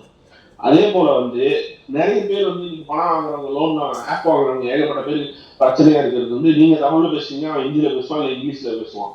அந்த சிக்கல்னாலே வந்து நிறைய பேருக்கு வந்து அல்காரிதமிக் லெண்டிங் அப்படின்றது வந்து குறைஞ்சு கொண்டே போகுது. இதுவும் ஒரு மிகப்பெரிய சிக்கல் தான். அதே போல கண்டென்ட் மாடரேஷன் ஃபெயிலியர்ஸ் வந்து இன்னைக்கு நடக்கக்கூடிய ஏகப்பட்ட இடத்துல பார்த்தீங்கன்னா தலித் வாய்ஸ்ல வந்து ஓவரா வந்து மாடரேஷன் பண்றாங்க. எப்படி அப்படின்னு பாத்தீங்கன்னா தலித் ஆக்டிவிஸ்ட் தங்களுக்கு நடந்த ஒரு சம்பவத்தை ஓன் அப்பர்ஷன் சம்பவத்தை சொன்னா கூட அதை வந்து அப்படியே வந்து அடக்கப்படுகிறது இந்த NLP சிஸ்டத்துல. அதாவது நேச்சுரல் லாங்குவேஜ் ப்ராசஸிங் சிஸ்டம் மூலமா இது எல்லாமே வந்து அடக்கப்படுகிறது.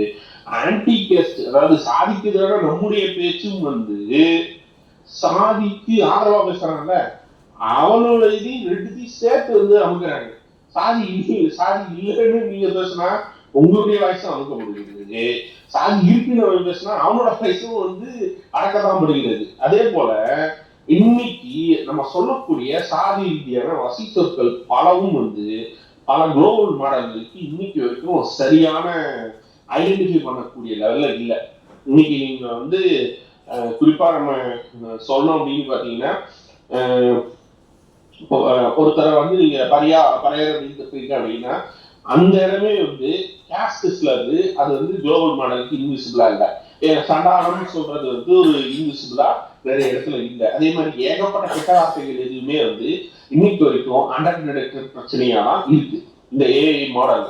இதுவும் ஒரு மிகப்பெரிய பிரச்சனை தான். அதே போல ஈக்விட்டி லேப்ஸ்னு ஒரு லேப் இருக்கு. அவங்க 2021 ஒரு சர்வே நடத்துறாங்க. என்ன சர்வே அப்படின்னு பாத்தீங்கன்னா கேஸ்ட் ஹராஸ்மெண்ட் வந்து Twitter, YouTube, meta, Facebook and WhatsApp இது எல்லாத்துலயும் வந்து யாருக்கு அதிகமா வந்து ஹராஸ்மெண்ட் நடக்குது அப்படின்னு பாத்தீங்கன்னா 1500 தலித், பகுஜன், ஆதிவாசி ஆட்களுக்கு சர்வே எடுக்கும்போது 66% அதிகமானவர்கள் வந்து தங்கள் மீது வெறுப்பு பேச்சு பரவப்பட்டதாக வந்து சொல்லியிருக்காங்க. அதே போல வந்து நிறைய லிங்க்டின்லயும் இதே மாதிரி 74% ரிப்போர்ட்டட் கேஸ்ட் டிஸ்கிரிமினேஷன் நடந்திருக்கு. இதுல பிளாட்ஃபார்ம்ஸ் எதுவுமே வந்து நடவடிக்கையை எடுக்கல அப்படின்றதும் மென்ஷன் ஆகிருக்கு. சரி, இதே போல வந்து பயோமெட்ரிக் நம்ம பார்ப்போங்க, ஆதார் ஆத்தென்டிகேஷன். அந்த ஆதார் ஆத்தென்டிகேஷன் ஃபெயிலியர் நடந்தது அதிகமா. யாருக்கு தெரியுங்களா? யாருக்கு நடக்கும்? மேனுவல் லேபர்ஸுக்கும், விவசாய கூலிகளுக்கும், வயதானவர்களுக்கும், இந்த 3 பேருக்கும் வந்து ஆத்தென்டிகேஷன் வந்து கம்மியா இருக்கு. அந்த 3 பேரு தான் அதிகமா வடக்குல வந்து ஒடுக்கப்பட்ட மக்களாகவும் பிற்படுத்தப்பட்ட மக்களாகவும் நடக்கிறாங்க. ஃபார் எக்ஸாம்பிள் பாத்தீங்கன்னா ஜார்க்கண்ட்ல வந்து ரேஷன் ஷாப்ல நீங்க வந்து ஆதார் ஆத்தென்டிகேஷன் இல்லாம ரேஷன் ஷாப் நீங்க வாங்க முடியாது. அப்படி வந்து அந்த ஆத்தென்டிகேஷனே பல தடவை வந்து ஒடுக்கப்பட்ட மக்களுக்கும் ஆதிவாசி ஆட்களுக்கும் வந்து ஃபெயிலியர் ஆயிருக்கு. அதே போல ராஜஸ்தான்லயும் வந்து நேஷனல் ரூரல் டெவலப்மெண்ட் அந்த எம்என்ரேகா இருக்கு இல்லையா, Mahatma Gandhi national rural work employment scheme, அந்த ஸ்கீம்லயும் 100ஆம் வேலைவாய்ப்பு திட்டத்திலையும் பல பேருக்கு பணம் வராம பயோமெட்ரிக் ஃபெயிலியர் நடந்திருக்கு. தெலுங்கானாலையும் அதிகமா அதாவது டார்க் ஸ்கின், அதாவது கருப்பா இருக்கிற ஆட்கள் எல்லாருக்குமே வந்து டெமோகிராபிக் வைஸ் வந்து அந்த பிரச்சனையாகவும் இருந்திருக்கு. ஐரிஸ் ரெகக்னிஷன், அவங்களுடைய கருவி ரெகக்னிஷனும் வந்து பிரச்சனையா இருக்கு. இது வந்து ஒரு சிஸ்டம் வந்து கேஸ்ட் லைன்ல ரேண்டமா ஃபெயில் ஆகாம நான் ரேண்டம்லி ஃபெயில் ஆச்சுன்னா அதுக்கு பேரு கேஸ்ட் டிஸ்கிரிமினேஷன் சிஸ்டம் தான். அதுக்கு பேரு கேஸ்ட் டிஸ்கிரிமினேஷன் சிஸ்டம் தான். சரி, இதெல்லாம் எப்படி நம்ம வந்து இதை மீட்டு வரப்போறோம் அப்படின்னு பாத்தீங்கன்னா அதுக்கான ஒரு டாபிக் தான், அதுக்கான ஒரு சொல்யூஷன் தான் ரெஸ்பான்சிபிள் ஏஐ. Responsible AI. சரி, இந்த ரெஸ்பான்சிபிள் ஏஐ என்ன சார் பண்ணும் அப்படின்னு பாத்தீங்கன்னா இந்த ரெஸ்பான்சிபிள் ஏஐ வந்து மீண்டும் மீண்டும் மீண்டும் மீண்டும் வந்து SC, ST, OBC, general category எல்லாத்துக்கும் தனித்தனியா ரிப்போர்ட்டை யார் யாருடைய பார்ட்டிசிபேஷன் இருக்கு, யாராருக்கு எப்படி அக்யூரசி வருது அப்படின்றத கண்டினியூஸா நீங்க வந்து திரும்ப திரும்ப திரும்ப திரும்ப வந்து உங்களே கேள்விக்குள்ளாக்கி கொண்டே இருப்பீர்கள். அதை வந்து பதிலை தேடி போயிட்டே இருக்கும் போது எவாலுவேஷன் நடக்கும். ஒண்ணு. செகண்ட் வந்து எல்லா கம்யூனிட்டியோட பார்ட்டிசிபேஷன்ஸும் எல்லா கம்யூனிட்டியோட ஆட்களும் கோ டிசைனர்ஸ் தான் இருக்கணும். அவங்களுடைய வாழ்க்கை எக்ஸ்பீரியன்ஸ் வந்து டேட்டாவா இருக்கணும். அவங்களுடைய ஒட்டுமொத்த பங்கும் இருக்க வேண்டும்.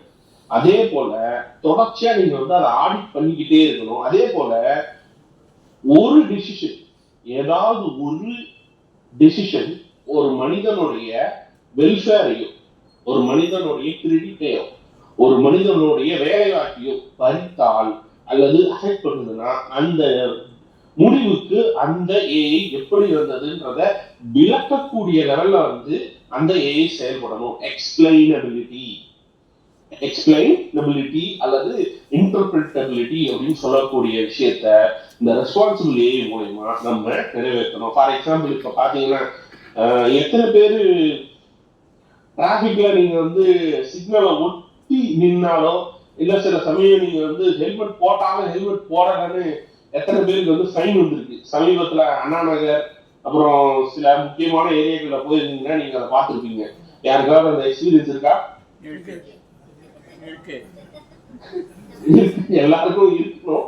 ஏன்னா இப்போ எல்லாமே வந்து அந்த சிசிடிவி கேமரால டிடெக்ட் ஆகுது. யார் வந்து ஹெல்மெட் மாட்டிருக்கா, யார் ஹெல்மெட் மாட்டல, யார் வந்து டிராபிக் லைனை கிராஸ் பண்றா அப்படின்னு. நான் நீண்ட நாளாக வந்து தமிழ்நாடு போலீஸ்க்கே கேட்கக்கூடிய கேள்வி என்னன்னா, நீங்க எல்லாத்தையும் ரெக்கார்ட் பண்றீங்க சார், அந்த ரெக்கார்ட் பண்றத எங்க சேகரித்து இருக்கிறீங்க? அதுல எத்தனை பேருக்கு சரியான வந்து சரியா எந்த பாகுபாடும் இல்லாம ரிசல்ட் வருது? ஏன்னா நிறைய பேர் நீங்க ஹெல்மெட் போட்டிருப்பீங்க, ஹெல்மெட் போடுறதுனாலும் இந்த ஹெல்மெட்டை டிடெக்ட் பண்ணாம அல்காரிதம் ஃபெயிலியர் ஆச்சுன்னா அது யார் தவறு? உங்க தவறா அந்த அல்காரிதம் தவறா? இந்த அல்காரிதம் தவறாக இருக்கிற பட்சத்துல உங்களுக்கு எப்படி வந்து ஃபைன் வர முடியும்? ஏன்னா இந்தியாவில் இருக்கிறதுலேயே ஹையஸ்ட் சர்வேலன்ஸ் ஸ்டேட் வந்து ஒண்ணு, அது வந்து தெலுங்கானா. ஹைதராபாத்துக்குள்ள போயிட்டீங்கன்னா மூளைக்கு மூளை சிசிடிவி மாட்டி இருக்கும், மூளைக்கு மூளை எல்லா இடத்துலயும் வந்து ரெக்கார்டிங் போயிட்டே இருக்கும். அதே போல ஒரு சின்ன சர்வேலன்ஸ் ஏரியாவா தமிழ்நாட்டுக்குள்ள இருக்கிற ஒண்ணு வந்து சென்னை அண்ணா நகர். அண்ணா நகரை சுத்தி நீங்க வந்து எங்க போனாலும் வந்து சிசிடிவி அத்தனை சிசிடிவி மாத்தி ரெக்கார்ட் பண்ணியிருக்காங்க. இன்னைக்கு வரைக்கும் அது யார் மெயின்டைன் பண்றா? அதோட சிஸ்டம் என்ன? அந்த டேட்டாவை நீங்க யாருக்காவது வந்து மூன்றாம் தர நபர்களுக்கு வந்து நீங்க ஷேர் பண்றீங்களா? அதை வச்சு உங்களுக்கு ஏதாவது வந்து விளம்பரங்களோ அல்லது அந்த டேட்டா வச்சு உங்களுக்கு வந்து பண தேவையோ அல்லது உங்களை ஸ்கேம் பண்றதுக்கான வாய்ப்போ இல்லை, நீங்க எப்படி உறுதிப்பட கூட முடியும்? அதோட டேட்டா ப்ரொடக்ஷன் பாலிசி என்ன அப்படின்னு கேட்டீங்கன்னா, இன்றைக்கு வரைக்கும் ஆர்டிஐலையும் கேட்டு பார்த்துட்டேன், எல்லாத்துலையும் கேட்டு பார்த்துட்டேன், இன்னைக்கு வரைக்கும் சென்னை போலீஸ்ல இருந்து அப்படி ஒரு பதிலே வரல. இப்படி ஒரு சிஸ்டம் இருக்கும்போது நாளைக்கு நீங்க வந்து ஏஐ பேஸ்ட் சிஸ்டத்தை வச்சுதான் நான் வந்து தமிழ்நாடு சென்னைக்குள்ள இருக்கிற ஆட்களுக்கு வந்து வீடு கட்டி தரணுமா இல்ல வீடு கட்டி தரணுமா வேண்டாமான்றத வந்து ஆட்டோமேட் பண்றீங்கன்னு வச்சுப்போம் ஒரு பேச்சுக்கு. குடிசைவாட்டு மாரியத்துல வந்து ஏகப்பட்ட பேர் வந்து அப்ளிகேஷன் கொடுப்பீங்க, கொடுத்து இந்த லொகேஷன்ல இருக்கிறவங்க வந்து ஒரு பர்டிகுலர் லொகேஷன் எனக்கு மட்டும் எக்ஸ்க்ளூட் பண்ணுது அல்காரிதம் அப்படின்னா அந்த பர்டிகுலர் லொகேஷன்ல இருக்கிறவனுக்கு வீடே கிடைக்காம போறதுக்கு வாய்ப்பு இருக்கு, அந்த பர்டிகுலர் வீட்டுல இருக்கிறவனுக்கு வீடே கிடைக்காம போறதுக்கு வாய்ப்பு இருக்கு. இப்படிப்பட்ட பல சிக்கல்கள் வந்து வரக்கூடாது அப்படின்னா இந்த அல்காரிதம் எப்படி செயல்பட்டு இந்த முடிவுக்கு வந்துச்சு அப்படின்றத டிரான்ஸ்பரபிலிட்டி ரெஸ்பான்சிபிலிட்டிக்குள்ள நம்ம கொண்டு வரும்போது மட்டும்தான் இதற்கான பதில் நமக்கு வந்து கொடுக்க முடியும். அதே போல இதை வந்து அரசாங்கங்கள் செயல்படும் போது நம்ம வந்து கேள்வி கேட்கலாம், ஏன் இப்படி நடக்குது, இந்த டிசிஷனுக்கு எப்படி நீங்க வந்தீங்க அப்படின்னு அட்லீஸ்ட் கொஸ்டின் பண்றக்கூடிய ரைட்ஸாவது நம்ம கிட்ட இருக்கு. பல தனியார் நிறுவனங்கள் வந்து இந்த பேக் எண்ட்ல செஞ்சுக்கிட்டு இருக்காங்க. டிசி செய்யறான், அசன்ஸ் செய்யறான், ஏகப்பட்ட பேர் அப்ளிகேஷன் ட்ராக்கிங் சிஸ்டம்லாம் செய்யறாங்க. ஆனா நேஸ்காம் வந்து இதை பத்தி பெருசான ஒரு நடவடிக்கைகளோ இதுவோ எடுக்கிறதே இல்லை. மீண்டும் மீண்டும் மீண்டும் மீண்டும் வந்து உயர் சாதி ஆட்களுக்கு முற்பட்ட வகுப்பினருக்கு மட்டும்தான் வந்து வாய்ப்புகள் கொடுக்கப்படுகிறது. இதை நம்ம குரல் எழுப்பாத பட்சத்தில் நாளைக்கு அரசாங்கத்தில் இருக்கிற ஒவ்வொரு சிஸ்டம்லையும் இந்த ஏஐ ஆப்புகள் வந்து ஏஐ மாதிரியான மாற்றாளர்கள் மூலமா முடிவெடுக்கும் தன்மையை வந்து விட்டா இப்போ நம்ம கொஸ்டின் பண்றதை விட்டுட்டோம் அப்படின்னா பின்னால உனக்கு ஏன் ஒரு விஷயம் கிடைக்கல, உனக்கு ஏன் ஒரு விஷயம் மறுக்கப்பட்டிருக்குன்றத கொஸ்டினே நம்மளால எடுக்க முடியாத நிலைமைக்கு நம்ம போயிடுவோம்னு நினைக்கிறேன். இதோட நான் முடிச்சுக்கிறேன். இப்போ நம்ம வந்து கலந்துரையாடல் உங்களுக்கு ஏதாவது கேள்விகள் இருந்தா அடுத்த ஒரு 15 நிமிடத்துக்குள்ள கேட்டீங்கன்னா நான் பதில் அளிக்கிறேன்.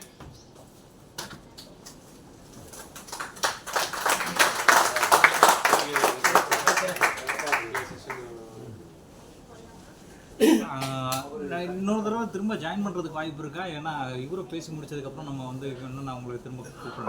ஒரு 45 மினிட்ஸ். ஏன்னா தோழர்கள் இருக்கும். என்னுடைய பொண்ணுக்கு வந்து நான் ஸ்கூல் கொண்டு போய் அவரை கூட்டிட்டு வந்துடும், கூட்டிட்டு வந்து நான் ஜாயின் பண்றேன். அப்ப கூட நம்ம கேள்வி பதில்கள் வச்சுக்கலாம். ஒரு 45 மினிட்ஸ் கழிச்சு வச்சுக்கலாம்.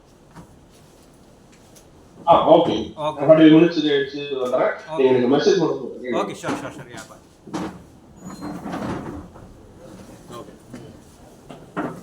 Lights. Recording off. நீண்ட நாட்கள் ஜாதிய வேறுபாடு ஏஐ மூலமாக இருக்கிறது. இதை தீர்ப்பதற்கு ஒரே வழி ரெஸ்பான்சிபிள் ஏஐ என்று கூறினீர்கள். ஏஐ டிசைனர் பொறுத்து, டிசைனரின் சார்புத்தன்மையை பொறுத்து அதில் உள்ள அது கொடுக்கின்ற விடைகள் அது சார்பாகவே இருக்கும் என்பதையும் தெளிவுபடுத்தினீர்கள். Technology never a cash-free system, and 3 to 4% of Dalits only involved in this AI technical tool என்பதையும் கூறினீர்கள். எந்த அளவிற்கு ஒரு தொழில்நுட்பம் அறிமுகமாகின்ற நிலையே எவ்வளவு விரைவாக அவர்கள் உள்ளே ஊடுருகிறார்கள் என்பதை புரிந்து கொள்ள முடிந்தது. மிக்க நன்றி. அடுத்ததாக சிறப்பு செய்யும் நிகழ்வு.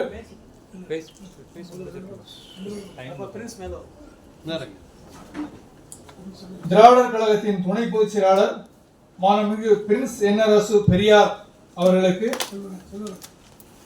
மூதறிஞர் குழுவின் செயலாளர் திரு செல்வராஜ் அவர்கள் சால்வை அணிவிப்பார்.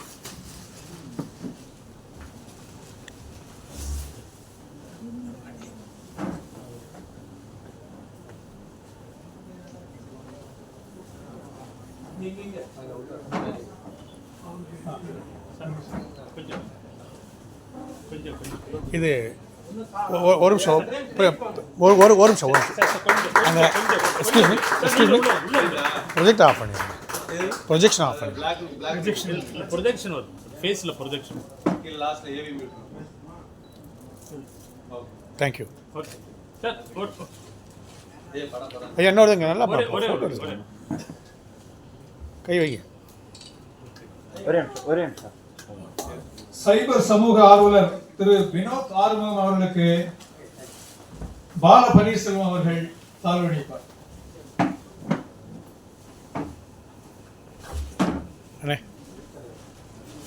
துணைத் தலைவர் மூதறிஞர் குழுவின் துணைத் தலைவர் திரு பாலசுப்ரமணியம் அவர்கள். திவாரணே கொஞ்சம்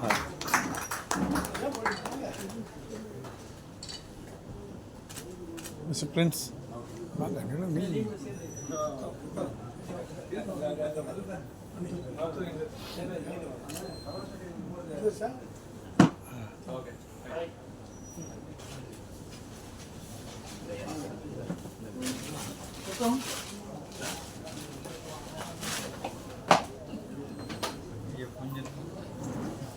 திராவிடர் கழக துணை பொதுச் செயலாளர் மாண்புமிகு பிரின்ஸ் என்ஆர்எஸ் பெரியார் அவர்களுக்கு நாகராஜன் அவர்கள்,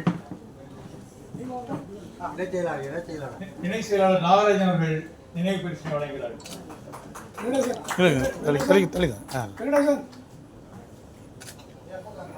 ஒரு நிமிஷம் இங்கே பாருங்க, இங்கே பாருங்க, இங்கே பாருங்க.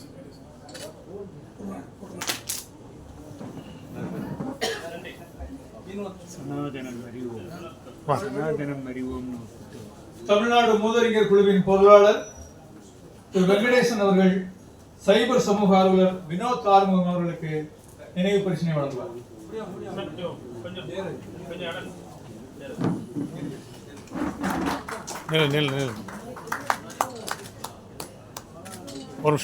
ஒரு நிமிஷம்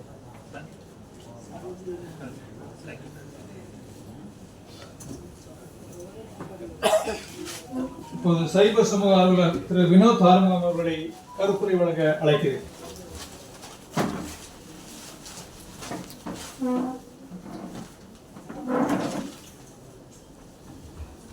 அனைவருக்கும் வணக்கம். செயற்கை நுண்ணறிவு, குறிப்பாக ஏஐ ஆர்டிஃபிஷியல் இன்டெலிஜென்ஸ் வந்து அதை பற்றி நீண்ட நாட்களாக ஆய்வு பண்ணிக்கிட்டு இருக்கோம். ரொம்ப குறிப்பாக அதை சமூகத்தில் அதனுடைய பாதிப்பை பற்றி பேசுவது அப்படின்னு கடந்த 10 வருடங்களாக நான் உருவாக்கின அந்த கான்செப்ட் தான் வந்து சைபர் புத்தா. சைபர் புத்தா அப்படிங்கிறது வந்து தொழில்நுட்பத்தை வந்து புத்தர் மாதிரி மைண்ட்ஃபுல்லாக பார்க்கணும் அப்படிங்கிறது ஒன்று. இன்னொன்று, புத்தர் மாதிரி ஆதிக்க சாதிகளை எதிர்த்து இந்த தொழில்நுட்பத்தை வந்து அனைவருக்கும் சமூகமயமாக்கணும் அப்படிங்கிறது தான் அந்த சைபர் புத்தாவுடைய கான்செப்ட். இப்போ ஏஐ பற்றி வந்து ஓரளவு ஒரு ஒரு ஒரு பறவையில் வந்து சேஷாத்ரி அவர்கள் வந்து விளக்கியிருப்பார். ஆனா நம்ம இப்போ அடுத்த கட்டமா அதை புரிஞ்சுக்க வேண்டியது என்ன, திரும்ப நான் சேஷாத்ரி சொன்னதே சொல்ல வேண்டியது. ஆனா அது இன்னும் கொஞ்சம் போய் நாம என்ன பண்ணணும் அப்படிங்கிறத பத்தி நம்ம பேசணும் இல்லையா. சரி, தெரிஞ்சுக்கிட்டு அதோடைய பாதிப்பு இருக்கு, ஆனால் அது ஏன் பண்ணணும் முதல்ல நம்ம புரிஞ்சுக்கணும். இன்னைக்கு நிறைய பேர் பார்த்தீங்கன்னா செய்திகள், நம்ம செய்திகள் பெறது முன்ன வந்து நியூஸ் பேப்பர் பார்த்து தெரிஞ்சுப்போம் ஒரு செய்தியை, இல்லை வந்து டிவி பார்த்து தெரிஞ்சுப்போம். நியூஸ் பேப்பர் டிவி பார்க்கறதுல ஒரு டெஸ்க் ஒர்க் இருக்கும். டெஸ்க்ல வந்து என்ன செய்தி போடணும், அந்த செய்தியினுடைய முன்பின் எல்லாத்தையும் பார்த்து போடுவாங்க. ஆனா இன்னைக்கு நம்ம எல்லாருமே செய்தி தெரிஞ்சுக்கிறது வந்து யூடியூப் மூலியமா, இன்ஸ்டாகிராம் மூலியமா, ஃபேஸ்புக் மூலியமா தான் செய்தி தெரிஞ்சுக்கிறோம் இல்லையா. இப்போ கூட நம்ம வந்துட்டு பார்த்தோம்னா தொடர்ந்து ஃபேஸ்புக்கையும் இன்ஸ்டாகிராமையும் என்ன நடந்துகிட்டு இருக்குன்னு பார்த்துக்கிட்டே இருக்கோம். இல்லை நம்ம வாட்ஸ்அப்ல இருந்தாலும் வாட்ஸ்அப் குழுவில் நம்ம நண்பர்கள் வந்து யூடியூப்ல வீடியோக்கள் எடுத்து போடுவாங்க. அப்போ நம்ம செய்தி தெரிஞ்சுக்கிறது அப்படிங்கிறது இன்னைக்கு கிட்டத்தட்ட சமூக வலைதளங்கள் மூலியமா தான். நம்ம அப்படிங்கிறத விட இப்ப தலைமுறை அப்படிங்கிறது முழுக்க முழுக்க சமூக வலைதளத்துல தான் அவங்களுடைய ஐடென்டிட்டியை ஃபார்ம் பண்றாங்க. இப்ப நம்ம ஐடென்டிட்டி எப்படி ஃபார்ம் பண்ணிருப்போம், டிவி பார்த்து, திரைப்படங்கள் பார்த்து, புத்தகங்கள் பார்த்து, நாவல்கள் படிச்சு, இப்படிதானே நம்ம ஐடென்டிட்டி உருவாக்கிப்போம். நமக்கான நாயகன் யார், நமக்கான அரசியல் என்ன அப்படிங்கறதெல்லாம். ஆனா இன்றைய தலைமுறை வந்து இன்ஸ்டாகிராம், யூடியூப், ஃபேஸ்புக், வாட்ஸ்அப், இன்னும் நமக்கு தெரியாத பல்வேறு டிஜிட்டல் குகைகள் மூலியமா, ஏன்னா இங்க எத்தனை பேர் டிஸ்கார்ட் கேள்விப்பட்டிருப்பீங்கன்னு தெரியாது, அது மூலியமா, பாட்காஸ்ட் மூலியமா தான் தகவல்களை பெறுறாங்க, அவர்களுக்கான நாயகர்களை உருவாக்கிக்கிறாங்க, அவங்களுடைய ஐடென்டிட்டியை உருவாக்கிக்கிறாங்க. ஆனா இது எல்லாமே பாத்தீங்கன்னா ஏஐ தான் அந்த தகவல்களை பின்னகர்த்துது. இப்போ உங்களுக்கு ஒரு 100 நண்பர்கள் இருப்பாங்க, 100 நண்பர்கள் போடுற போஸ்ட்மா உங்களுக்கு லைனா காட்டுது. அப்ப அது வந்து செலக்ட் பண்ணி தான் உங்களுக்கு காட்டும். இப்போ எனக்கு வந்து என்னுடைய நட்பு பட்டியல 5000 பேர் இருக்காங்க, 5000 பேருடைய போஸ்ட் எனக்கு காட்ட முடியாது, என்னாலையும் பார்க்க முடியாது. அப்ப தேர்ந்தெடுக்கப்படுகிற போஸ்ட்கள் மட்டும்தான் இன்ஸ்டாகிராம்ல உங்களுக்கு வரும், யூடியூப்ல உங்களுக்கு வரும், இல்ல வந்து ஃபேஸ்புக்ல உங்களுக்கு வரும், வாட்ஸ்அப்லயும் வரும். அப்ப அந்த தேர்ந்தெடுக்கப்படுறதுன்றது எதை வைத்து தேர்ந்தெடுக்கிறாங்க? அப்ப அதை வந்து மெஷின் லேர்னிங் ஏஐ சிஸ்டம்ஸ் தான் தேர்ந்தெடுக்கு. அதை எப்படி வந்து அவங்க உருவாக்குவாங்க? அது இப்போ நம்ம வந்துட்டு போன் எடுத்துக்கிறீங்க, நீங்க இப்படி கிளிக் பண்றீங்க, இப்படி நகர்த்துறீங்க, இது எல்லாமே ப்ரோக்ராம்ஸ் ஏற்கனவே முன்ன எழுதி வச்சுட்டாங்க. இப்படி கிளிக் பண்ணா இப்படி ஆகணும், இப்படி இது பண்ணா சவுண்ட் அதிகமாகணும்ட்டு. ஏஐல என்னன்னா அந்த ப்ரோக்ராம்கள் ஏற்கனவே எழுதப்பட்டது கிடையாது, அவை உருவாக்கி கொள்பவை. இப்போ எப்படின்னா அவர் வந்து ஒரு சிஸ்டம் சொன்னார், அமேசான் சிஸ்டம், அதுக்கு வந்து நல்ல உதாரணம். அமேசான்ல ஒரு நாளைக்கு லட்சக்கணக்கில் வந்து ரெஸ்யூம்ஸ் வரும். லட்சக்கணக்கில் ரெஸ்யூம்ஸை வந்து ஒரு ஹெச்ஆரால வேலைக்கு தேர்ந்தெடுக்கவே முடியாது. இவ்வளோ ரெஸ்யூம்ஸ் எடுத்து யாருக்கு வேலை கொடுக்கணும்? அப்போ அவங்க ஏடிஎஸ்னு ஒரு சிஸ்டமை ஹெச்ஆருக்காக உருவாக்குனாங்க. அது என்ன பண்ணா ஏஐன்னா நம்ம என்ன நினைச்சிட்டு இருக்கோம்னா என்னென்ன, அது ரொம்ப சாதாரணமாக நம்ம எல்லாம் சின்ன வயசுல நீங்க எல்லாருமே படிச்ச 2 அடிப்படை கணிதங்கள், ப்ராபபிலிட்டி, ஸ்டாட்டிஸ்டிக்ஸ். இந்த கணிதங்கள் தான் இதனுடைய அடிப்படை. பிசிக்ஸ் தெரிஞ்சிருந்தீங்கன்னா வெக்டார் ஸ்பேசஸ், இந்த 3 கணிதம் தான். ஏஐனா அது வந்து சும்மா டெஃபினேஷன் தான், மனிதனை போல சிந்திக்கிறதுன்னு சொல்றாங்களே தவிர அது வந்து 3 அடிப்படை கணிதங்கள் தான். ஸ்டாட்டிஸ்டிக்ஸ், ப்ராபபிலிட்டி, வெக்டார் மூலியமா மட்டுமே தான் ஏஐ இயங்குது. அது ஒரு கணிதம். அந்த கணிதங்கள் என்ன பண்ணும்னா போய் பேட்டர்ன்ஸை கண்டுபிடிக்கும். இப்போ ரெஸ்யூமை நீங்க கொடுத்தீங்கன்னா அது முதல்ல அந்த ஏஐன்னு சொன்னோம்னா அது உடனே வராது. நீங்க ப்ரோக்ராம்ல எழுதி அதை முதல்ல ட்ரெயின் பண்ணணும். ட்ரெயின் பண்றதுக்கு நிறைய டேட்டா கொடுக்கணும். எந்த டேட்டாவை கொடுக்குறீங்களோ அது என்ன பண்ணணும், ஒரு கணித அடிப்படையில் பேட்டர்ன்ஸை கண்டுபிடிக்கும்.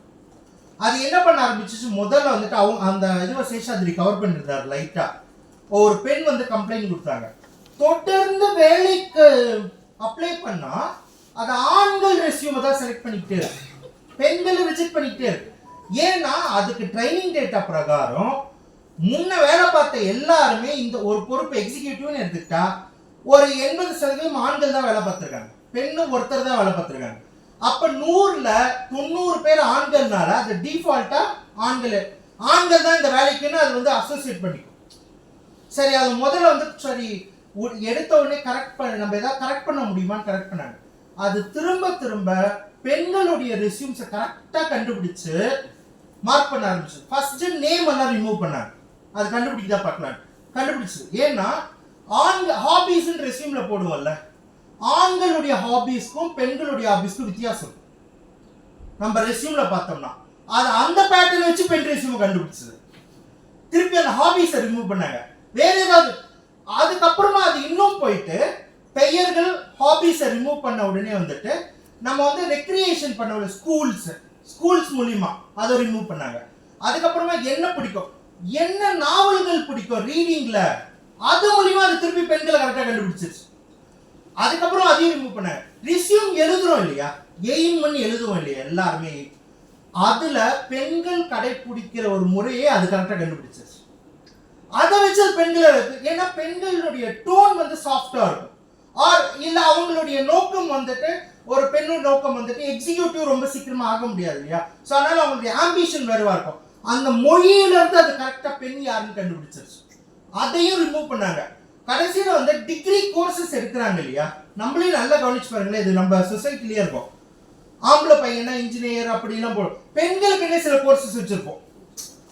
பெண்களுக்குன்னே பிஎஸ்சில இது பிகாம் படி அப்படின்னு. அப்ப அதை வச்சு பெண்கள் ரெஸ்யூம் கரெக்டா எடுத்துருச்சு. ஸோ அந்த சிஸ்டம் இதுக்கு மேல ஒண்ணுமே பண்ண முடியாம அது பயாஸ்டா இருக்குன்ட்டு ஷட் டவுன் பண்ணிட்டாங்க. நான் எதுக்கு இதை சொல்றேன்னா, இப்ப இந்த நுணுக்கத்தோட உங்க ஃபேஸ்புக் பதிவுகளை கவனிங்க. உங்களுக்கு காட்டுகிற ஒவ்வொரு பதிவுகளுமே இந்த மாதிரி மூளை இல்லாத ஒரு ஏஐனுடைய கணிதம் பயாஸ் இன்புட்ல இருந்து வந்திருக்கு. அவர் சொன்னார் இல்லையா, ஒன்று நம்ம வந்து ஒரு போஸ்ட் போடுவோம், சாதியை எதிர்த்து ஒரு போஸ்ட் போடுவோம், பிளாக் பண்ணி டவுன் பண்ணிடும். நீங்க ஒரு போஸ்ட் போட்டிருப்பீங்க, சாதிகள் இல்லை இல்லை சம்திங், நீங்க போய், ஆனா யார் அதை டவுன் பண்றது, யார் அதை உங்களை காட்ட விடாம பண்றது, பின்னால ஒரு ஏஐ. அப்ப நீங்க இப்ப யோசிச்சு பாருங்க, கொஞ்சம் கொஞ்சமா ஏஐ வந்து நம்ம பேசுற முற்போக்கா பேசுற ஒரு விஷயம், சாதிக்கு எதிராக பேசுற ஒரு விஷயம், பெண்ணடிமைத்தனத்துக்கு எதிராக பேசுற விஷயங்கள் எல்லாத்தையுமே டவுன் பண்ணுது. அப்ப அதை டவுன் பண்ண ஆரம்பிச்சிருச்சுன்னா எந்த மாதிரியான செய்திகள் மட்டும் மேல வரும்? ஒரு 100-150 வருஷத்துக்கு முன்னாடி எப்படி ஆதிக்க சாதிகளினுடைய கவிதைகள், ஆதிக்க சாதிகளினுடைய செய்திகள், ஆதிக்க சாதிகள் பிடிச்ச சாப்பாடு தான். முன்ன 1920 விகடன் எடுத்து பார்த்தீங்கன்னா ஸ்டாண்டர்ட் வந்து பார்ப்பனர்கள் தான், தீபாவளின்னா பார்ப்பனர்கள் தான். தீபாவளி பட்ச ஜோக்ஸே அதுதான் இருக்கும், தீபாவளி பட்சணம் செய்யற ஜோக்ஸ் இல்ல அந்த அவருடைய அவங்களுடைய இதுவே வந்துட்டு ஒரு மொட்டை அடிச்சுடாதான் இருப்பாரு. அப்ப ஒரு 100 ஆண்டுகளுக்கு முன்பு செய்தி அப்படிங்கிறது எப்படி ஆதிக்க சாதிகள் தான் செய்தின்னு இருந்ததோ, நம்ம கொஞ்சம் கொஞ்சமா நகர்ந்துட்டு இருக்கோம். இனிமேல் நம்ம ஃபீல்ட்ல எது ஆதிக்க சாதிகள், எது வந்து ஆதிக்க வர்க்கத்தினுடைய செய்திகள் தான் நமக்கு வரும். அவங்க சொல்றது, அவங்க வந்துட்டு குடிசை வந்து தீப்பத்தி எரிஞ்சது அப்படின்னாக்கா நம்ம வந்து மக்கள் பார்வையிலிருந்து சொல்லுவோம், ஆனா அவங்க வந்துட்டு ஆக்சிடென்டா நடந்துடுவாங்க, அதுதான் நமக்கு செய்தியா வரும். அப்ப இதுல ஒவ்வொரு விஷயத்தையும் பெண்கள் இத்தனை நாள் நம்ம வந்து போராடி பெற்றோம் இல்லையா, எல்லாம் ஒவ்வொரு விஷயத்தையும் அல்காரிதம்களுடைய பயாஸ்னால நம்ம எல்லாத்தையுமே இழக்க வேண்டியதா இருக்கும். ஏன்னா மெயின் கட்டமைப்புல செய்திகள் அப்படிங்கிறது ஏஐ கொடுக்கும்போது பயாஸான ஏஐ கொடுக்கிற செய்திகள் தான் நம்மளே படிக்க ஆரம்பிக்கும். நீங்களே இப்போ போய் உங்களுடைய செய்திகளை படிக்க ஆரம்பிங்க, யோசிக்க ஆரம்பிங்க, என்ன செய்திகள் எனக்கு வருது, சினிமா செய்திகள் தான் அதிகமாக வரும். இல்ல வந்துட்டு ரொம்ப ஒரு ஆக்வர்ட் ஜோக்ஸ். இப்ப நீங்க அரசியலே எந்த அளவுக்கு எடுத்துட்டு போயிட்டாங்கன்னா ட்ரால் மெட்டீரியலா மாத்திட்டாங்க இல்லையா. அப்ப ட்ரால் மெட்டீரியல் தான் வந்துட்டு அதிகமா லைக்ஸ் ஷேர் வருதுன்னா அதுதான் உங்களுக்கு செய்தியா காட்ட ஆரம்பிக்கும். அப்ப மெல்ல மெல்ல நம்மளுடைய இளைஞர்கள் கன்சியூம் என்ன பண்ணுவாங்கன்னா இந்த மாதிரி சினிமா செய்திகள், ஆபாச செய்திகள், அரசியல் அப்பொலிட்டிக்கல் ட்ரால்ஸ், இதுதான் மெயின்னு கன்சியூம் பண்ணுவாங்க. அதாவது இல்ல ஒரு சாதி ரீதியாக வந்துட்டு வீரமா பேசுறது, அது தொடர்பா அது லைக்ஸ் அதிகமா வந்ததுன்னா அது வந்துட்டு மேல வர ஆரம்பிச்சிடும். மெல்ல மெல்ல ஒரு ஜென்ரேஷனே என்ன நினைச்சுக்க ஆரம்பிச்சிடும், இன்ஸ்டாகிராம்லாம் பார்த்தோன்னா ஓ இப்படி சாதி பெருமை பேசணும், இப்போ சினிமா தான் நமக்கு முக்கியம், அரசியலா பேசக்கூடாது. ஏன்னா நீங்க அரசியல் பதிவுகள் எல்லாத்தையுமே அவன் டவுன் பண்ணி வச்சிருவான், அவனால சப்ரஸ் பண்ண முடியும். அப்ப நம்ம தெரிஞ்சுக்க வேண்டியது என்னன்னா, இந்த ஏஐ பயாஸ் அப்படிங்கிறது ஏதோ ஒரு விஷயம் கிடையாது. இங்க இருக்கிற எல்லாருமே இந்த நொடி கூட நம்ம எல்லாரும் அனுபவிச்சுட்டு இருக்கிற ஒரு பயாஸ் தான். நம்ம எல்லாருக்கும் இப்ப நம்ம செய்திகள்ல ஏஐ பயாஸ் வந்திருக்கு. நம்ம ஃபேஸ்புக்ல, நம்ம யூடியூப்ல நம்ம போடுற ஒரு கருத்து வந்து பெருசா ரீச்சே ஆகாது. நீங்க ஏதாவது ஒரு பெரியார் கோட் எடுத்து போட்டீங்க அப்படின்னா ரீச்சே ஆகாது. அப்ப நமக்கு அடுத்த வர தலைமுறை என்ன மாதிரியான செய்திகள் எப்படியான சமூகத்துல வளர்றாங்க அப்படிங்கிறது ஏஐ பயாஸ் நேரடியா நம்மளை தாக்குது. அப்ப இப்போ வளர்ற தலைமுறை இருக்கு இல்லையா, இதை நம்ம அட்ரஸ் பண்ணல அப்படின்னா அவங்களுடைய செய்திகள், அவங்க கன்சம்ஷன்ல இருந்து, அவங்க வேலைக்கு போற இடத்துல, அவங்க படிக்கிற புத்தகங்கள், அவங்க பார்க்குற படங்கள், இனிமேல் வந்து ஏஐ கண்டென்ட் வருது. ஏஐ கண்டென்ட்ல வந்து நம்ம டீப்ஃபேக் வந்த முதலே நம்ம சொன்னோம், கிரியேட் பியூட்டிஃபுல் தமிழ் விமன் அப்படின்னு நீங்கள் வந்து டீப்ஃபேக் கிட்ட கேட்டிங்கன்னா அது சிவப்பாக இருக்கிற பொண்ணு தான் கிரியேட் பண்ணும். இது ஒரு பெரிய போராட்டமே பண்ணி அவங்க கிட்ட வந்து கூகுள்லையோ இல்லை வந்து சாட் ஜிபிடிலையோ தமிழ் பொண்ணு அப்படி நீங்கள் இப்போ கொடுத்தாலும் சிவப்பாக தான் காட்டும். கருப்பாக இருக்கிறத காட்ட வைக்க போராட வேண்டியதாக இருக்குது. இல்லை அப்படின்னா நீங்கள் வேணா அக்லின்னு கொடுத்தீங்கன்னா கருப்பாக இருக்கிறத காட்டும். இல்லை இந்த ஒரு நாங்கள் ஏஐ வந்த உடனே இதெல்லாம் போய் பண்ணி ஒரு போராட்டமாக பண்ணிக்கிட்டு இருப்போம். ஏஐ வந்துருச்சு, இப்போ கூட ஏஐ நிறைய வீடியோ கிரியேட் பண்ணுறாங்க, ஃபோட்டோ கிரியேட் பண்ணுறாங்க. இன்னைக்கு கூட அந்த பயாஸ் நீங்கள் போய் பியூட்டிஃபுல் தமிழ் உமன் போட்டாலே சிவப்பாக தான் வரும். பியூட்டிஃபுல் தமிழ் உமன் போட்டாலே வந்துட்டு என்ன சொல்றது, சிவப்பு தோல் இருக்கிற ஆண் தான் வருவாங்க. தமிழ் விமன், தமிழ் மேல்னு போட்டா அப்போ இந்த பயாஸ் இருக்கு. இதை நம்ம எடுத்து போராட வேண்டியதாக இருக்கு. அப்புறமா ஜெமினி வந்து சில கரெக்ஷன்ஸ் எடுத்துக்கிட்டு வந்தான். தமிழ் உமன் போட்டா 2-3 ஆப்ஷன்ஸ் கொடுத்து ஒரு சிவப்பு பொண்ணு, ஒரு கருப்பு பொண்ணு, ஒரு டஸ்ட் கலர்ல ஒரு பொண்ணு காட்டுறத ஸ்டார்ட் பண்ணாங்க. இது பண்ண வைக்கவே நம்ம போராட வேண்டியதா இருக்கு. அப்ப இதுல என்னன்னா மெஷின்கள் சாதி பார்க்காது, கணிப்பொறி சாதி பார்க்காது, ஃபேஸ்புக்லாம் அவங்களுக்கு சாதி பார்க்காது. ஆனா அவர்கள் உருவாக்குற ஏஐனுடைய டேட்டா இருக்கு இல்லையா, அதுல சாதி இருந்ததுன்னா சாதி பார்க்கும். இப்போ ஏஐயை ட்ரெயின் பண்ணணும். எங்க இருந்து ட்ரெயின் பண்ணுவீங்க? நம்ம புத்தகங்கள், இத்தனை நாள் வந்த செய்திகள், இத்தனை நாள் நம்ம எழுதுன வலைப்பதிவுகள், இத்தனை நாள் வலைதளத்தில் இருக்கக்கூடிய தகவல்களை தான் ஏஐக்கு வந்து நீங்க ட்ரைனிங் கொடுக்க போறீங்க. அதுல சாதி இருந்தா ஏஐக்கு சாதி தெரியும். அதுல கருப்பு நிறம் அழுக்கானது அப்படின்னு இருந்தா அங்க வந்து ஏஐக்கு வந்து கருப்புனா அசிங்கம் அப்படின்னு வரும். இங்க வந்துட்டு ஒரு குறிப்பிட்ட சாதியினர் வந்துட்டு இந்த வேலை பார்த்ததே கிடையாது, டாக்டர் ஆனதே கிடையாதுன்னா ஏஐ வந்து தலித்துகள் டாக்டரே கிடையாதுன்னு முடிவு பண்ணும். இந்த பெயர் இருக்கிறவர்கள் வந்துட்டு இது எல்லாமே நம்ம டேட்டால இருக்குன்னு சொல்ல வர. நான் சொல்ல வர்றது ஏஐ எதுவும் மேல் லோகத்துல இருந்தா வரல. நம்ம கிட்ட இருக்கிற இலக்கியங்கள், நம்ம கிட்ட இருக்கிற தகவல்கள், நம்ம எழுதுன வலைப்பதிவுகள், நம்ம எழுதுன தமிழ் இலக்கியங்கள், நம்ம எழுதுன தமிழ் கலாச்சாரம், இதுதான் டேட்டா. இந்த படங்கள், இந்த புகைப்படங்கள், இத்தனை நாளா தமிழ் பெண் அப்படின்னு நீங்க தொடர்ந்து வந்து சிவப்பான பெண்ணியை தான் காட்டிட்டு இருந்தாங்க மீடியா. அதனுடைய விளைவு தான் ஏஐ வந்து சிவப்பான பெண்ணை நோக்கி போகுது. ஏஐ மெஷினுக்கு சாதி தெரியாது, மெஷினுக்கு நிறம் தெரியாது. நம்ம கொடுக்குற டேட்டால இருந்து தான் அது உருவாக்குது. அப்ப 2 பிரச்சனைகள் இருக்கு. ஒண்ணு, நம்ம கிட்ட இருக்கிற ஏற்கனவே இருக்கிற டேட்டா முழுக்க பயாஸ், அதுல சாதி இருக்கு, அதுல நிற பிரச்சனை இருக்கு. அந்த டேட்டாவையே நம்ம கொடுக்குறோம். அப்ப நம்ம இனிமேல் தமிழ்நாட்டினுடைய அரசியல் தான் நம்ம காப்பாற்றணும் அப்படி நம்ம இதுன்னா நம்ம அதற்கான தகவல்களை இப்போ புதுசா உருவாக்க வேண்டியதா. சிந்தட்டிக் டேட்டான்னு சொல்லிட்டு ஒரு கான்செப்ட் இருக்கு. சிந்தட்டிக் டேட்டா என்ன அப்படின்னா, செயற்கையாக டேட்டாக்களை வந்து உருவாக்கி ஏஐக்கு வந்து அந்த பயாஸ் இருக்கக்கூடாது அப்படிங்கிறதுக்காக உருவாக்குவாங்க. ஆனா அதில் ஒரு சிக்கல் இருக்கு. சிந்தட்டிக் டேட்டாவும் ஏஐ தான் உருவாக்குது. அதனால மனிதர்கள் டேட்டால இருக்கக்கூடிய சில சிறப்பு தன்மைகள் சிந்தட்டிக் டேட்டால இல்லை. அப்ப நம்ம இப்ப என்னன்னா, ஒரு கடைசியா ஒண்ணு சொல்லிட்டு இதனுடைய உரையை நான் முடிச்சுக்கிறேன். ஒண்ணு என்னன்னா, இப்ப போலீஸ் வந்து ப்ரெடிக்டிவ் போலீசிங்னு ஒரு ஆப் யூஸ் பண்றாங்க. அந்த ஆப் ஏஐ. அது வந்து அடுத்து எங்க குற்றம் நடக்க வாய்ப்பு இருக்கு, இல்ல ஒரு குற்றவாளியை கண்டுபிடிக்கிறதுல வந்து காட்டுது. ஏஐல ஒரு பிரச்சனை இருக்கு. இத்தனை நாள் ஏஐ ட்ரைனிங் எல்லாருமே சிவப்பு தோல் இருக்காங்க இல்லையா, சிவப்பு தோல் இருக்கிறவங்கள ஏஐ வந்து கரெக்டா ப்ரெடிக்ட் பண்ணும், கண்டுபிடிச்சிடும் பேர்லாம். கருப்பா இருக்கிறவங்கல ஏஐக்கு ரொம்ப கஷ்டமாகுது. அதாவது ஏன்னா அந்த ப்ரோக்ராம்கள் வந்து இத்தனை நாள் டேட்டால சிவப்பா வெள்ளையா இருக்கிறவங்களை கண்டுபிடிக்கிற அளவுக்கு அதுக்கு ஒரு தேர்ச்சி இருக்கு. ஆனா கருப்பா இருக்கிறவங்களுடைய டேட்டா நிறைய கிடைக்கல. அமெரிக்காவிலேயே வந்து இந்த ஏஐகள் தப்பா சாதாரண ஒருத்தர், ஒரு கருப்பினத்தவர், அவர் பாட்டுக்கு பாவம் வேலை பார்த்துட்டு இருக்காரு.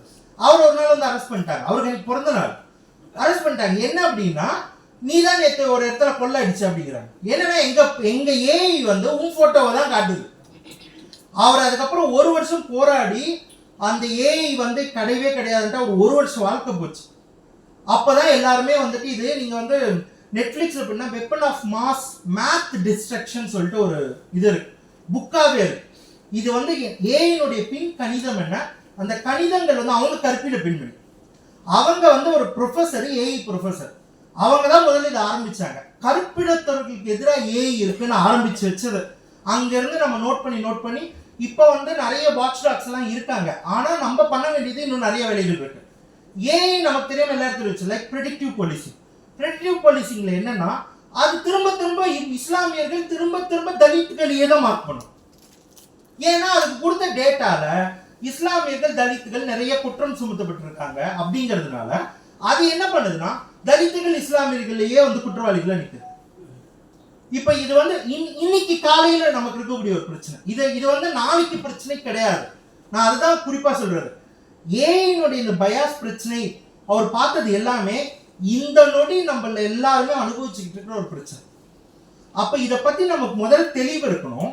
அதுக்கு அடுத்தது இதை நம்ம வந்து இனிமேல் தான் நீங்க கவனிக்க ஆரம்பிக்கணும். இனிமேல் தான் நீங்க குறைந்தபட்சம் நாமளாவது ஃபேஸ்புக் பார்க்கும்போது யூடியூப் இது ஏன் எனக்கு காட்டுது, ஏன் இந்த நான் கேள்வி கேட்கும் போது இது சரியா இருக்க வாய்ப்புல நம்ம தெரிஞ்சுக்கணும். இதை பற்றி நம்ம வந்து விரிவா பேச ஆரம்பிக்கணும். நான் சொல்றது வந்துட்டு இது ஒரு ஃபோரம். இந்த மாதிரி நம்ம ஊடகத்துல, ஏன்னா இப்ப நான் வந்து டிஜிட்டல் சமூக நீதி எப்படி ஒரு தேவையோ டிஜிட்டல் சமூக நீதினு ஒரு கான்செப்ட் தேவையா இருக்குன்ட்டு அதை பத்தி கட்டுரைகள் எழுதுறது, அதை பத்தி பேசுறதுன்னு இருக்கா, சொந்த வேலைகளால தடைப்பட்டிருக்கு. அப்ப இந்த டிஜிட்டல் சமூக நீதியை நோக்கி நம்ம எல்லாருமே நகரணும். ஏன்னா அது நகர்ந்து போயிடுச்சு, நம்மளாம் ரொம்ப பின்தங்கி இருக்கோம். நம்ம இனிமேல் டிஜிட்டல் சமூக நீதியை நோக்கி நகரணும் அப்படிங்கறத என்னுடைய கோரிக்கை. அதனுடைய ஒரு விதையா நான் இதை வந்து பார்க்கிறேன். நன்றி.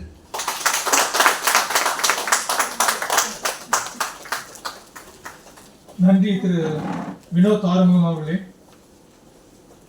சமூக வலைத்தளங்கள் எப்படி செய்திகளை தேர்ந்தெடுத்து நமக்கு அளிக்கின்றன, அதில் அளிக்கப்படும் செய்தியை நாம் முன்னுரிமை கொடுத்து படிப்பதனால் நம் மனநிலை எப்படி மாறுகிறது, நம்மை அறியாமலே நம்மை மாற்றுவதற்கான உத்திகள் என்ன என்பதை பற்றி விளக்கினீர்கள். டிஜிட்டல் சோசியல் ஜஸ்டிஸ் என குறிப்பிட்டீர்கள். மிக முக்கியமான பதிவாக கருதுகிறேன். அடுத்ததாக திராவிடர் கழக துணை பொதுச் செயலாளர் மாண்புமிகு பிரின்ஸ் NRS பெரியார் அவர்கள் உரையாற்றுவார்கள்.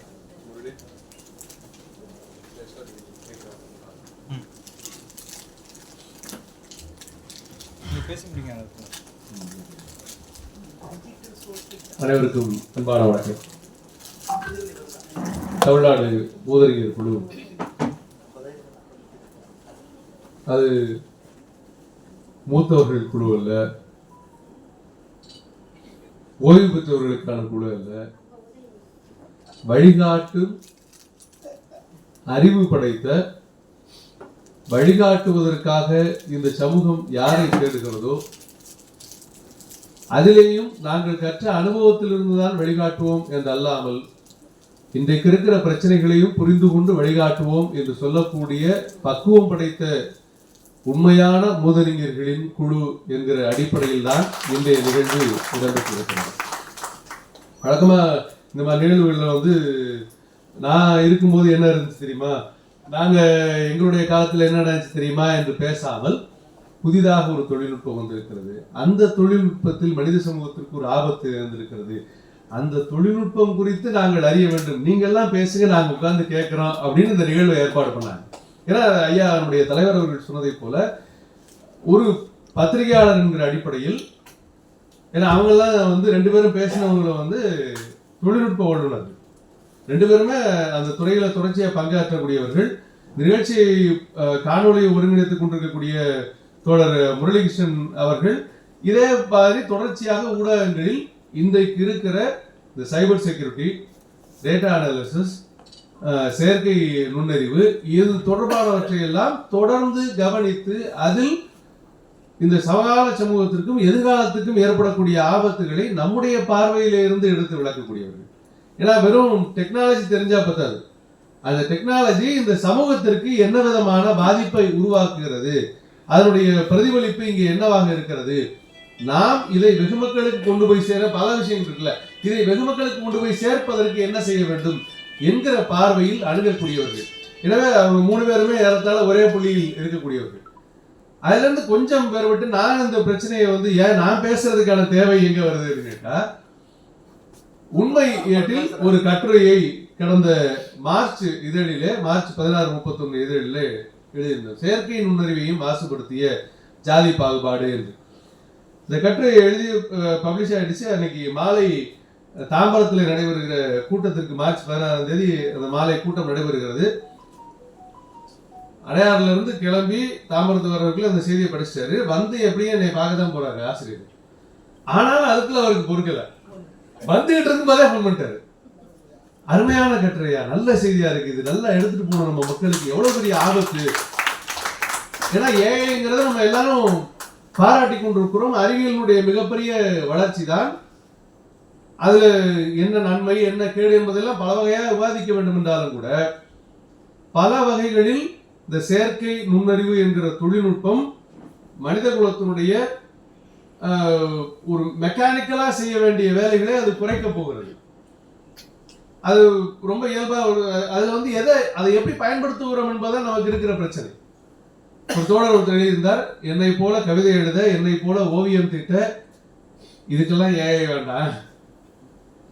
மாடு மாதிரி வேலை செஞ்சுட்டு இருக்கிற என்னுடைய தோழனுடைய வேலையை குறைக்க, என் வீட்டு பாத்திரத்தை துலக்க, என் வீடு கூட்ட பெருக்க, இதுக்கெல்லாம் ஏஐ பயன்படுத்தும் அப்படின்னு சோசியல் மீடியாவில் கூட பல இடங்கள்ல மகளிர் அதை ரீல்ஸா போட்டிருந்ததை பார்த்தோம். எனவே இந்த தொழில்நுட்பம் தான், அந்த தொழில்நுட்பத்தை எந்த வகையில் நாம் பயன்படுத்த போகிறோம், அதுல என்ன பலன்கள் என்ன ஆபத்துகள் என்பவற்றை எல்லாம் நாம் விவாதிக்க வேண்டும். ஏன்னா எந்த ஒரு தொழில்நுட்பத்தையும் நம்மால் நிராகரிக்க முடியாது. அடிப்படையில் நாம் புரிந்து கொள்ள வேண்டியது அதுதான். எந்த ஒரு தொழில்நுட்பத்தையும் நம்மால் நிராகரிக்க முடியாது. நிராகரிப்பதாக நாம் கருதி கொண்டால் நம்மை விட்டு அது போய்கொண்டே இருக்கு. ஆசிரியர் பலமுறை நினைவூட்டுவார், முதன்முறையாக கம்ப்யூட்டர் இந்தியாவிலே செயல்பட தொடங்கியதற்கு பிறகு பல துறைகளிலே அதை கொண்டு வந்து டெப்ளாய் பண்ணதுக்கு பிறகு அன்றைக்கு இடதுசாரிகள் பலர் இந்த கம்ப்யூட்டரை எதிர்த்து இருக்கிறார்கள். அது என்ன பண்ணுவோம், நாம் பயன்படுத்துகிறோம். என்ன எதற்காக எதிர்த்தார்கள் என்றால், இது நம்முடைய வேலை வாய்ப்பை பறித்துவிடும், எங்களுடைய வேலை வாய்ப்பை பறித்துவிடும் என்றார்கள். ஆனால் உண்மை நடந்தது என்ன?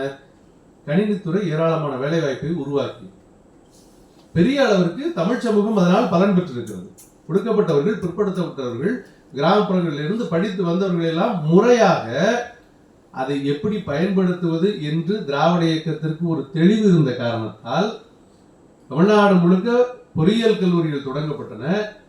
முத்தமிழறிஞர் கலைஞர் அவர்களால் டைடல் பார்க் உருவாக்கப்பட்டது. தமிழ்நாட்டுக்கு என்று தகவல் தொழில்நுட்ப கொள்கை உருவாக்கப்பட்டது. அதற்கெல்லாம் முன்னாடியே 1970 கணினி குறித்த ஒரு புத்தகத்தை தமிழ்நாடு பாடநூல் நிறுவனம் வெளியிடுகிறது கலைஞர் அவர்களுடைய காலத்தில். அப்ப ஒன்று வருது, அதை எப்படி நாம் பரவலாக்குவது, எல்லோருக்குமாக கொண்டு போய் சேர்ப்பது என்பதில் நமக்கு இருக்கிற இந்த புரிதலும் இந்த அக்கறையும் தான் அந்த கணினி என்பதில ஆபத்து என்று கருதியவர்களுக்கும் நமக்கும் உள்ள வேறுபாடு. இப்ப தோழர் வினோத் சொன்ன மாதிரி இந்த ஏஐயை நாம் புரிந்து கொண்டு செயல்படுத்துவதற்கு முன்னதாக ஆதிக்கவாதிகள் வேகமாக அதை பயன்படுத்துவார்கள், அதை செயல்படுத்துவார்கள். நாமெல்லாம் இணையதளம் தொடங்குவதற்கு முன்னதாக அல்லது நாமெல்லாம் அதை கொண்டே பரப்ப வேண்டும் என்று நினைப்பதற்கு முன்னதாக திருப்பதியில உண்டியில ஓபன் பண்றோம். ஆன்லைன் நம்மெல்லாம் ஜிபேல போடுவோமா வேணாமான்னு கத்திட்டு இருக்கும்போது திருப்பதியில ஆன்லைன்ல நீங்க வந்து காணிக்கை செலுத்தலாம் என்று அவன் களத்துல இறங்கிறோம்.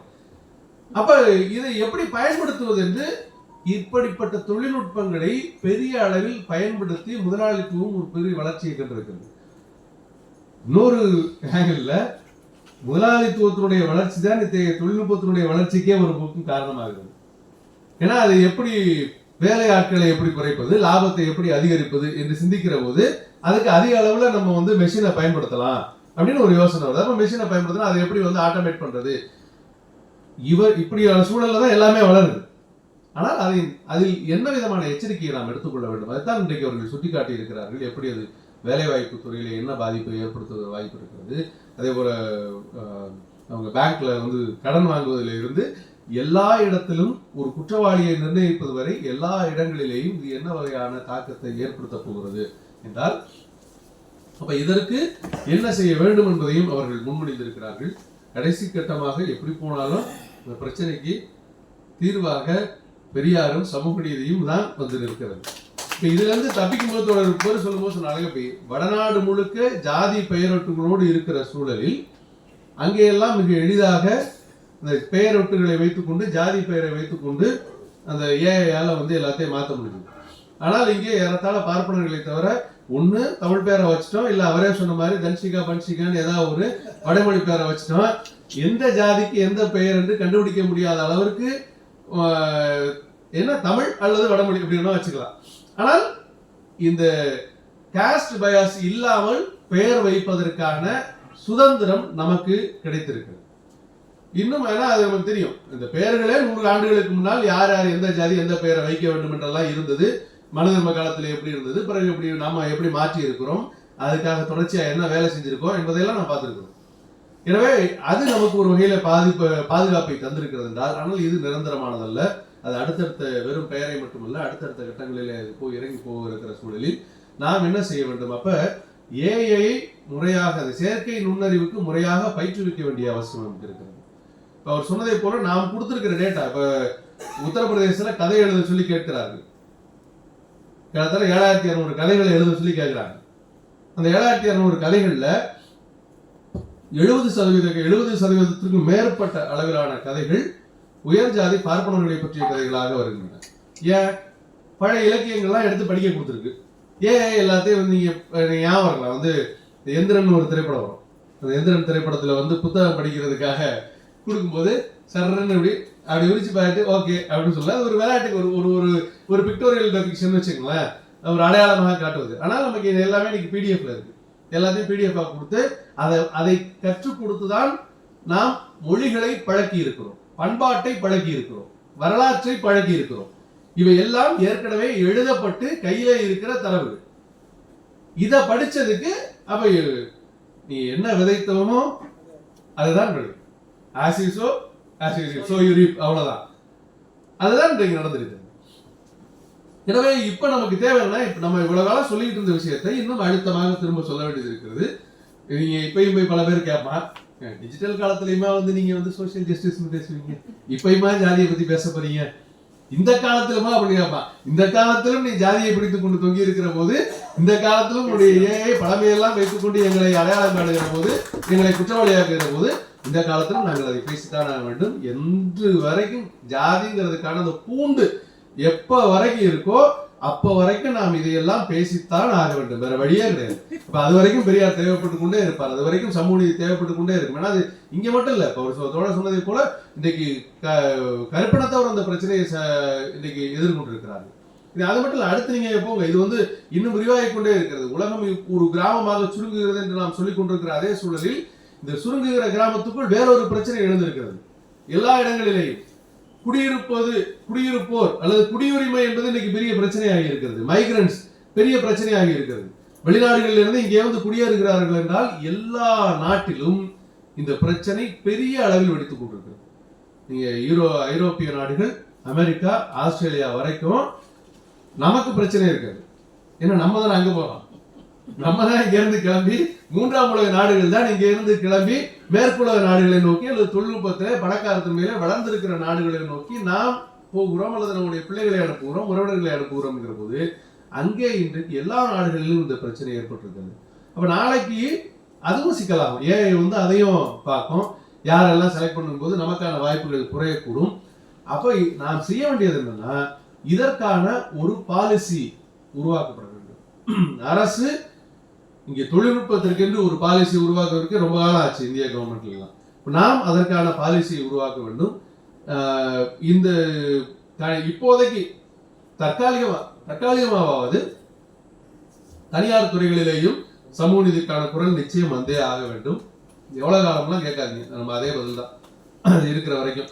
ஏன்னா தனியார் துறைகள் தான் இன்றைக்கு பெருமளவிற்கு இந்த லிங்க்டின் மாதிரியான சோசியல் மீடியால இருந்தோ அல்லது வந்து நாக்ரி மாதிரியான வெப்சைட்ஸ்ல இருந்தோ ப்ரொஃபைல்ஸை எடுத்து அதை அனலைஸ் பண்ணி அதன் அடிப்படையில் டாப்பர்ஸை செலக்ட் பண்ணி அதுதான் அவங்க எடுக்க போறாங்கன்னா அப்ப அதுலேயும் வேண்டும். இன்றைக்கு இந்த பிரச்சனைகள் எல்லாம் இருக்கிற காரணத்தால் மேற்குலக நாடுகள் இதை எப்படி சமாளிக்கின்றன, அங்க வந்து கூடுமான வரை இன்னும் சொல்ல போனா நம்மளை விட பின்னாடிதான் இந்த பிரச்சனைகள் எல்லாம் வேகமாக அங்க எதிரொலித்தன. நாம் 1929 எல்லாருக்கும் வந்து பேருந்தில் இடம் கொடுக்க வேண்டும், அப்படி இல்லை என்றால் உன்னுடைய பேருந்துக்கான உரிமையும் ரத்து செய்யப்படும் என்று திராவிட இயக்கம் சுயமரியாதை இயக்கமாக இருக்கிற அந்த காலகட்டத்திலேயே 1925-29 இந்த பிரச்சனையெல்லாம் நம்ம தீர்த்துட்டோம்.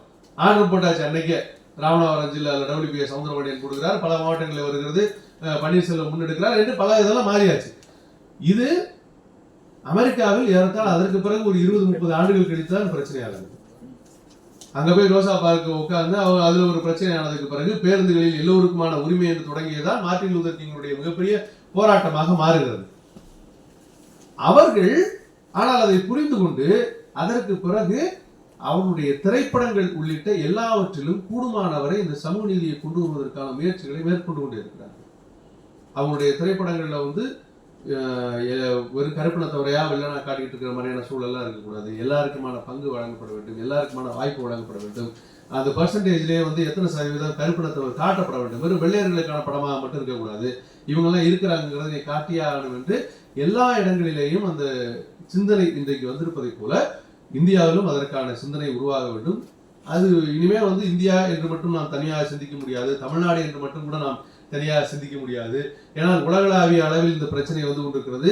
உலகளாவிய அளவில் நிறுவனங்களை நாம் இந்தியாவுக்கு வரவேற்கிற போது, உலகளாவிய அளவில் இருக்கிற தொழில்நுட்பத்தை நாம் இந்த நாட்டில் நுகர்கிற போது எல்லா பிரச்சனையையும் நமக்கு என்கிற அந்த வட்டத்திலும் இன்னும் எல்லோருக்குமாக என்கிற அந்த பெரிய வட்டத்திலும் சேர்த்து சிந்திக்க வேண்டிய கடமையும் அவசியமும் நமக்கு ஏற்பட்டிருக்கிறது. அப்படியான சூழலில் இது குறித்து நம்முடைய தோழர்களுக்கு அறிமுகப்படுத்த வேண்டும். ஏன்னா இது அதனால உடனே டக்குன்னு ஏஐல இந்த பிரச்சனை இருக்கணும்னு ஏஐ எதிர்த்தாலும் நம்ம குரல் கொடுக்க முடியாது. அந்த மாதிரி நீங்க ஒரு பழைய உதாரணம் தான் நான் நினைவூட்டுவதற்காக சொல்லுறேன். சாலைகளிலே ஓவியம் தீட்டுபவர்கள் இருந்தார்கள், போர்டில் ஓவியம் தீட்டுறவங்க இருந்தாங்க. கம்ப்யூட்டர் வந்துச்சு, போட்டோஷாப் வந்துச்சு, ரொம்ப எளிமையாக அது மாறிச்சு. இல்லை நான் பிரஷை விட்டு போவே மாட்டேன் என்று சொல்லி கொண்டிருந்தவர்களுடைய நிலைமை என்ன, அல்லது அந்த பிரஷையை நான் டிஜிட்டல்ல பிடிக்க போறேன் என்று மாறியவர்களுடைய நிலைமை என்ன? இந்த மாற்றத்திற்கு நாம் நம்மை தயாரித்துக் கொள்ள வேண்டும். நமக்கு ஒரு காலத்துல வந்து இதுல இருக்கக்கூடிய எல்லா விஷயங்களையும் இப்ப இதை உருவாக்க வேண்டிய அவசியம் நமக்கு ஏற்படும். அடுத்தடுத்து ரொம்ப எளிமையாக இன்னைக்கு ஏராளமான போஸ்டர்ஸ் நாங்கள் டிசைன் பண்றோம் ஆன்லைன்ல. ஒரு 2 மாசத்துக்கு முன்னாடி டிசைன் பண்ணதுக்கும் இன்னைக்கு டிசைன் பண்றதுக்கும் வித்தியாசம் இருக்கு. 2 மாசத்துக்கு முன்னாடி கேன்வால எடுத்து உட்காந்து டிசைன் பண்றதுக்கும் இன்னைக்கு ChatGPT அதை ரொம்ப எளிமையாக்கி, அப்ப அதெல்லாம் ChatGPT கொடுக்கறது ரொம்ப கஷ்டமாச்சு, இப்ப ஈஸி ஆக்கிட்டான். மேட்ரு என்னென்ன தூக்கி போட்டோம்னா நோட்டீஸ் அடுத்த நிமிஷம் வந்து சேர்ந்துருது, அழகழகா வருது, வெவ்வேறு டிசைன்ல வருது. ஆனாலும் ஒரு கட்டத்தில் அது போர்டிக்கு தான் போகுது. ஏன்னா கிரியேட்டிவிட்டி நம்மகிட்ட இருந்து உருவாகும், மனிதர்களிடமிருந்து கிரியேட்டிவிட்டி உருவாகணும், அப்படிதான் உருவாகும். அது நம்மிடமிருந்து தான் கற்கும். அல்லது நம்மகிட்ட இருந்து கட்டதெல்லாம் சேர்த்து பர்முடேஷன் காம்பினேஷன்ல எல்லாத்தையும் கலக்கி போட்டு ஒன்று உருவாக்குமே தவிர புதிதாக ஒன்றை உருவாக்கக்கூடிய அளவிற்கு இன்னும் நாம் அதை உருவாக்கவில்லை. எனவே அதற்கு நாம் பழக வேண்டும், அதற்கு நாம் தயாராக வேண்டும். ஐயா தந்தை பெரியார் அவர்கள் இனியொரு உலகத்தை பற்றி சொன்னாங்களே, இனியொரு உலகத்தில் இன்னொரு ஒரு பகுதி இருக்கு. அது வெறும் தொழில்நுட்பம் மட்டுமல்ல, மனித குலத்தினுடைய எதிர்காலத்தை பற்றி தந்தை பெரியார் அவர்கள் தன்னுடைய பார்வையை முன்வைக்கிறார். அண்மையில் வெளிவந்திருக்கிற நம்முடைய மாடர்ன் நேஷனலிஸ்ட் ஆனுவல் நம்பர், அதில் ஒரு கட்டுரை அதை குறித்து தான் எழுதியிருக்கிறேன். ஆல்ட்மேன் ஒரு பேட்டி கொடுக்குறார். அவர் தான் வந்து ஏஐ தொழில்நுட்பத்தினுடைய மிக முக்கியமான ஜாம்பவான்களிலே ஒருவர். அவருடைய பேட்டியில் இதே கருத்தை அவர் முன்வைக்கிறார். இந்த வேலையெல்லாம் வந்து மனிதர்களுடைய இந்த வேலைகளை எல்லாம் ஏஐ எடுத்துக்கொண்டால் மனிதன் என்ன செய்வான் என்கிற போது அவர் பதில் சொல்றாரு, மனிதன் வந்து அவனுடைய குடும்பத்தோடு செலவழிப்பதற்கு நேரம் கிடைக்கும், புதுமையான விஷயங்களை செய்வதற்கு வாய்ப்பு கிடைக்கும், மனித சமூகத்திற்கு தேவையான தொண்டாற்றுவதற்கு வாய்ப்பு கிடைக்கும் என்று ஆல்ட்மேன் பதில் சொல்கிறார். இது படிச்சோன்னே எனக்கு இப்படி ஒரு ஷாக் ஆயிடுச்சு. இனிவரும் உலகத்தை போய் எடுத்து பாருங்க. 43 ஐயா சொல்லுகிற போது அவர் சொல்லுகிறார், ஏராளமான எந்திரங்கள் உருவாகிவிட்டன, இந்த எந்திரங்கள் எல்லாம் பெருகி எல்லாமே வந்ததுக்கு பிறகு மனிதன் சோம்பேறி ஆகி விடுவானா என்று நீங்கள் கவலைப்படலாம். நான் சோம்பேறி எல்லாம் ஆக மாட்டான். அப்போதான் அவனுடைய வாழ்க்கையை அவன் வாழ தொடங்குவான். அவன் மற்றொருவருக்கு தொண்டு செய்வதன் மூலமாக அந்த மகிழ்ச்சியை பெறுவதற்கு போவான். இன்றைக்கு இழித்தொழில்கள் என்று கருதப்படுகிற தொழில்களை செய்து அதன் மூலமாக தனக்கு பெருமை தேடிக்கொள்ள முயல்வான். அதாவது நான் வந்து தொண்டு செய்யறேன், தெருக்கூட்டுறேன், அல்லது வந்து நான் சாக்கடை எழுறேன் அப்படின்னு சொல்லி மனுஷன் அதுல வந்து பெருமை தேட முயல்வான் என்று எழுதியிருக்கிறார். சிந்தித்து பார்க்கிறோம். அது நேற்று பேச்சினுடைய விளைவா பெரியாரின் கூர்மை என்றால் இந்த பெரியார் சிந்தனையின் கூர்மை இன்னும் ஆழமானது. ஆனால் அது மட்டுமல்ல, அதை உள்வாங்கிக் கொண்டு நடப்பு சமூகத்திற்கு நாம் அதை எப்படி பிரதிபலிக்க வேண்டும் என்பது நம் முன்னாலே இருக்கிற கேள்வி. அதை எழுப்புவோம். எனவே அதிக நேரத்தை நான் எடுத்துக்கொள்ளவில்லை. கேள்வி பதிலுக்காக ஒரு 5 to 10 நிமிடங்கள் வரை நாம் ஒதுக்கலாம். தோழர் வினோத் அவர்களும் நம்முடைய சேஷாத்ரி அவர்களும் வாய்ப்பு நினைவார்கள். இல்ல கண்டினியூ பண்ண சொல்றாரு, ஜாயின் பண்றாங்க. ரைட், ஓகே, வாய்ப்பு இருந்தா ஓகே. கேள்விகள் இருந்தா ரொம்ப சுருக்கமாக, ஏன்னா நமக்கு இன்னும் சரியா 10 நிமிடங்கள் இருக்கிறது. 8:20 8:30 நாம் அதை முடிச்சிடணும். ஓகே, கேள்வி இருந்தா கேள்வி நானே அதை ஒருங்கிணைச்சிருக்கேன். ஐயா கேள்வி.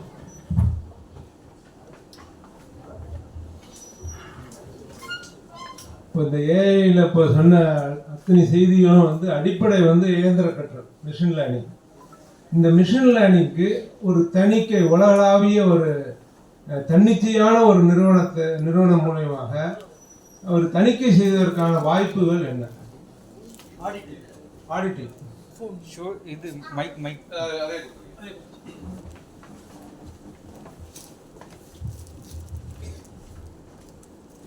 இது என்னன்னா, நம்ம உலகளாவிய தணிக்கை அப்படின்னா அதை யார் ஒருங்கிணைக்கணும் ஒரு கேள்வி இருக்கு. அது திருப்பி இப்ப அமெரிக்கா ஒருங்கிணைக்குதுன்னா ரஷ்யாவில இருந்து நாடு ரீதியா பிரச்சனை பண்ணுவாங்க. இல்ல அது ஒருங்கிணைக்கிறவர்களுடைய கிரெடிபிலிட்டி ஒரு கொஸ்டினா இருக்கு. அவங்களுக்கு பயாஸ் இருக்கக்கூடாது. ஒருவேளை அதை வந்து யாராவது ஒரு வெள்ளை ஆதிக்க அமைப்போ இல்ல ஒரு அமெரிக்க ஆதிக்க அமைப்போ அந்த மாதிரி உள்ள வந்துட்டாங்கன்னா அவங்க வந்து அவங்க அரசியல் அது உள்ள நுழைச்சிருவாங்க இல்லையா? அதனால அந்த ஒற்றை தணிக்கை அப்படிங்கறத நம்ம கேள்வி கேட்கிறோம். இன்னொன்னு சொல்றேன், ஏஐல வந்துட்டு இந்த மாதிரி ஒரு நாடு கிட்ட இன்னைக்கு வந்து எல்லா ஏஐனுடைய டேட்டா அமைப்புகள் முழுக்க அமெரிக்கா கிட்ட தான் இருக்கு. அந்த தான் நம்ம பயன்படுத்துறோம். அந்த மாதிரி ஒரு நாடு கிட்ட இருக்கக்கூடாது. டிஜிட்டல் சோவர்னிட்டி, டிஜிட்டல் இறையாண்மை. அதாவது ஒவ்வொரு நாடும் அவங்களுக்கான தனி கலாச்சாரம் இருக்கு, அவங்க கிட்ட அப்படின்னு வந்து நம்ம சொல்றோம். அதனால உலகளாவிய தணிக்கை அதுக்கு சாத்தியமும் கிடையாது, வாய்ப்புகளும் கிடையாது. ஆனா நம்ம ரிவர்ஸா பண்ண வேண்டியதுன்னா, இப்ப நம்ம தமிழ் இந்தியாவுக்கு எடுத்துக்கிட்டோம்னா தமிழர்களுக்கு தனி கலாச்சாரம் இல்லையா? அப்ப ஒரு தமிழ்நாடுக்குள்ள ஒரு பாலிசி டெசிஷன், ஒரு தணிக்கை அமைப்பு வேணும். இப்போ மேபி ஆந்திராவிலேயோ இல்ல வந்துட்டு சைனாவிலேயோ ஒரு குறிப்பிட்ட வார்த்தை தொழில் வந்து ரொம்ப இயல்பா இருக்கும். இப்போ சைனாவில் வந்துட்டு ரொம்ப இயல்பா சில தொழில்கள் இருக்கும், அதை நம்ம இந்தியாவுக்கு பொருத்த முடியாது இல்லையா? அதனால இதை வந்து ஒற்றைத்தன்மை அப்படிங்கிறத விட நம்ம இப்ப தமிழ்நாட்டுக்கோ இல்லை இந்திய அளவுலையோ ஒரு பாலிசி அமைப்புகளை உருவாக்கி அதை வந்து கட்டுப்படுத்தணும் தான் அந்த கரெக்டான வார்த்தை. நம்ம செய்துதான் தீரணும்.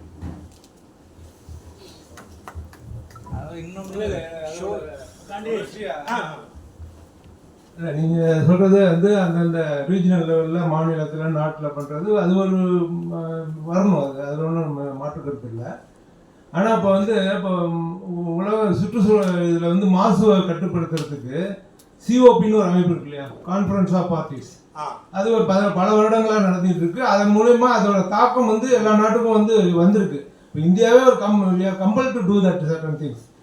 அப்படி ஒரு அமைப்பை நான் கேட்குறேன். அப்படி ஏன்னா இப்போ நீங்கள் மாநில அளவுலையோ இல்லை ஒரு நாட்டு அளவுலையோ பண்ணும்போது பல நாடுகள் வலதுசாரி சிந்தனை உள்ள நாடுகளாக இருக்குங்க, அந்த தலைவர்கள் நாடு இல்லை. அப்படிப்பட்ட சூழ்நிலையில் இதெல்லாம் வந்து ரொம்ப ஸ்லோ டவுன் பண்ணப்படும். அதுக்காக தான் உலகளாவிய ஒரு தன்னிச்சையான இதுக்கு வந்து நம்ம பாடுபடணும். அப்படி வரும், அது நம்பிக்கை வேணும் நம்மளுக்கு. அதுதான் அது என்னன்னா, இப்போ புதிய தொழில்நுட்பம் தானே, இன்னும் அந்த மாதிரியான அமைப்புகள் உருவாகும் கண்டிப்பா. இல்லைனாலும் நம்ம உருவாக்கணும். இல்லை இயல்பாகவே இப்போ என்னென்னா ஐநா மாதிரியான அமைப்புகளில் வந்து டெக்னாலஜி, இன்னோவேஷன் அண்ட் டெக்னாலஜி அப்படின்னு சொல்லிட்டு யூனிசெஃப் இன்னோவேஷன் அண்ட் டெக்னாலஜி அப்படிங்கிறதெல்லாம் இருக்குது. அது வந்து என்ன பண்ணுறாங்கன்னா, குளோபலாக இருக்கக்கூடிய இந்த மாதிரியான டெக்னாலஜிக்கல் டெவலப்மெண்ட் வந்து குழந்தைகளுக்கு எதிராக உலகளாவிய இதில் வந்து குழந்தைகளுக்கு எதிரான இது இருக்குதா அப்படிங்கிற ஒரு இது பண்ணுறாங்க. அதே மாதிரி இன்னோவேஷன் சென்டர்ஸ் நிறைய சேர்ந்து இப்போ குளோபலாக வந்து நிறைய பேசுகிறாங்க. அந்த மாதிரியான விஷயங்கள்ல தான் இன்னைக்கு உலக நாடு தலைவர்கள் எல்லாமே வந்து சேஷாத்ரி இருக்கார். அந்த மாதிரியான இடங்கள்ல தான் வந்து உலக நாடுகள் எல்லாமே சேர்ந்து இது பண்ணுறாங்க. அது ஒவ்வொரு இடத்துலையும் ஒவ்வொரு வகையான, ஒவ்வொரு நாட்டிலையும் ஒவ்வொரு வருஷமும் ஒவ்வொரு கான்ஃபரன்ஸ் நடக்குது. அது கான்ஃபரன்ஸாக இருக்குது, ஆனால் அது பாடியாக மாறுறதுக்கு வந்து இன்னும் நாளாகும். ஏன்னா அது இன்னும் கண்டினியூஸ் ஷேப்புக்கு வரும். இப்போ யூரோப்பில் எடுத்துக்கிட்டிங்கன்னா அது சேஷாதிரி இன்னும் தெளிவாக சொல்லுவார். யூரோப்பில் எடுத்துக்கிட்டிங்கன்னா அந்த டேட்டாவை எப்படி ப்ராசஸ் பண்ணணுங்கிறதுக்கு ஒரு கைட்லைன்ஸ் இருக்குது. நீங்கள் அதை மீறிலாம் நீங்கள் இது பண்ண முடியாது. யூஎஸில் வந்து ஒரு டேட்டாவை நீங்கள் ஆர்டிஃபிஷியல் இன்டெலிஜென்ஸ் டூல்ஸில் வந்து நீங்கள் வந்து ப்ராக்டிஸ் பண்ணுறதுக்கு மிஷின் லேர்னிங்கில் பண்ணுறதுக்குன்னு ஒரு ரூல் இருக்குது. அந்த மாதிரியான ப்ராக்டிஸ் இருக்குது. இந்தியாவில் இப்போ வந்து டிபிடிபி ஆக்ட் இருக்குது, டிபிடிபி ஆக்ட் 2023 இருக்குது. அது ரொம்ப வேகாக இருக்குது. ஏன்னா இங்கே இருக்கக்கூடிய அரசுக்கு அதை பற்றின பொது அறிவு இல்லை அப்படிங்கிறதுனால அது ரொம்ப வேகாக இருக்குது. அப்போ இந்த டெவலப்மெண்ட் வந்து சேஞ்ச் ஆகும் பொழுது இந்த இது எல்லாமே இந்த குளோபல் கம்யூனிட்டி வந்து இன்னும் விகரஸாக ஒரு வாட்ச்டாகாக இருக்கிறாங்க, நிறைய பேர் இருக்கிறாங்க.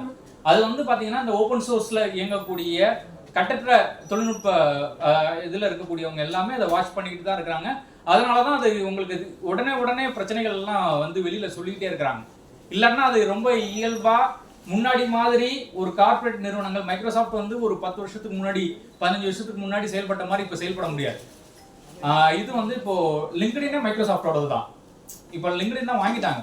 ஸோ இந்த மாதிரி முன்னாடி மாதிரியான இப்போ இயல்பாக செயல்பட முடியாது. அவங்க ஆன்சரபிளாக இருக்கிறாங்க. யூஎஸில் வந்து ஃபைன் கட்டியிருக்காங்க, கூகுள் ஃபைன் கட்டியிருக்காங்க, ஃபேஸ்புக் ஃபைன் கட்டியிருக்காங்க. இப்போ வந்து யூரோப்லேயும் அந்த மாதிரியான கேசஸ் நடக்குது.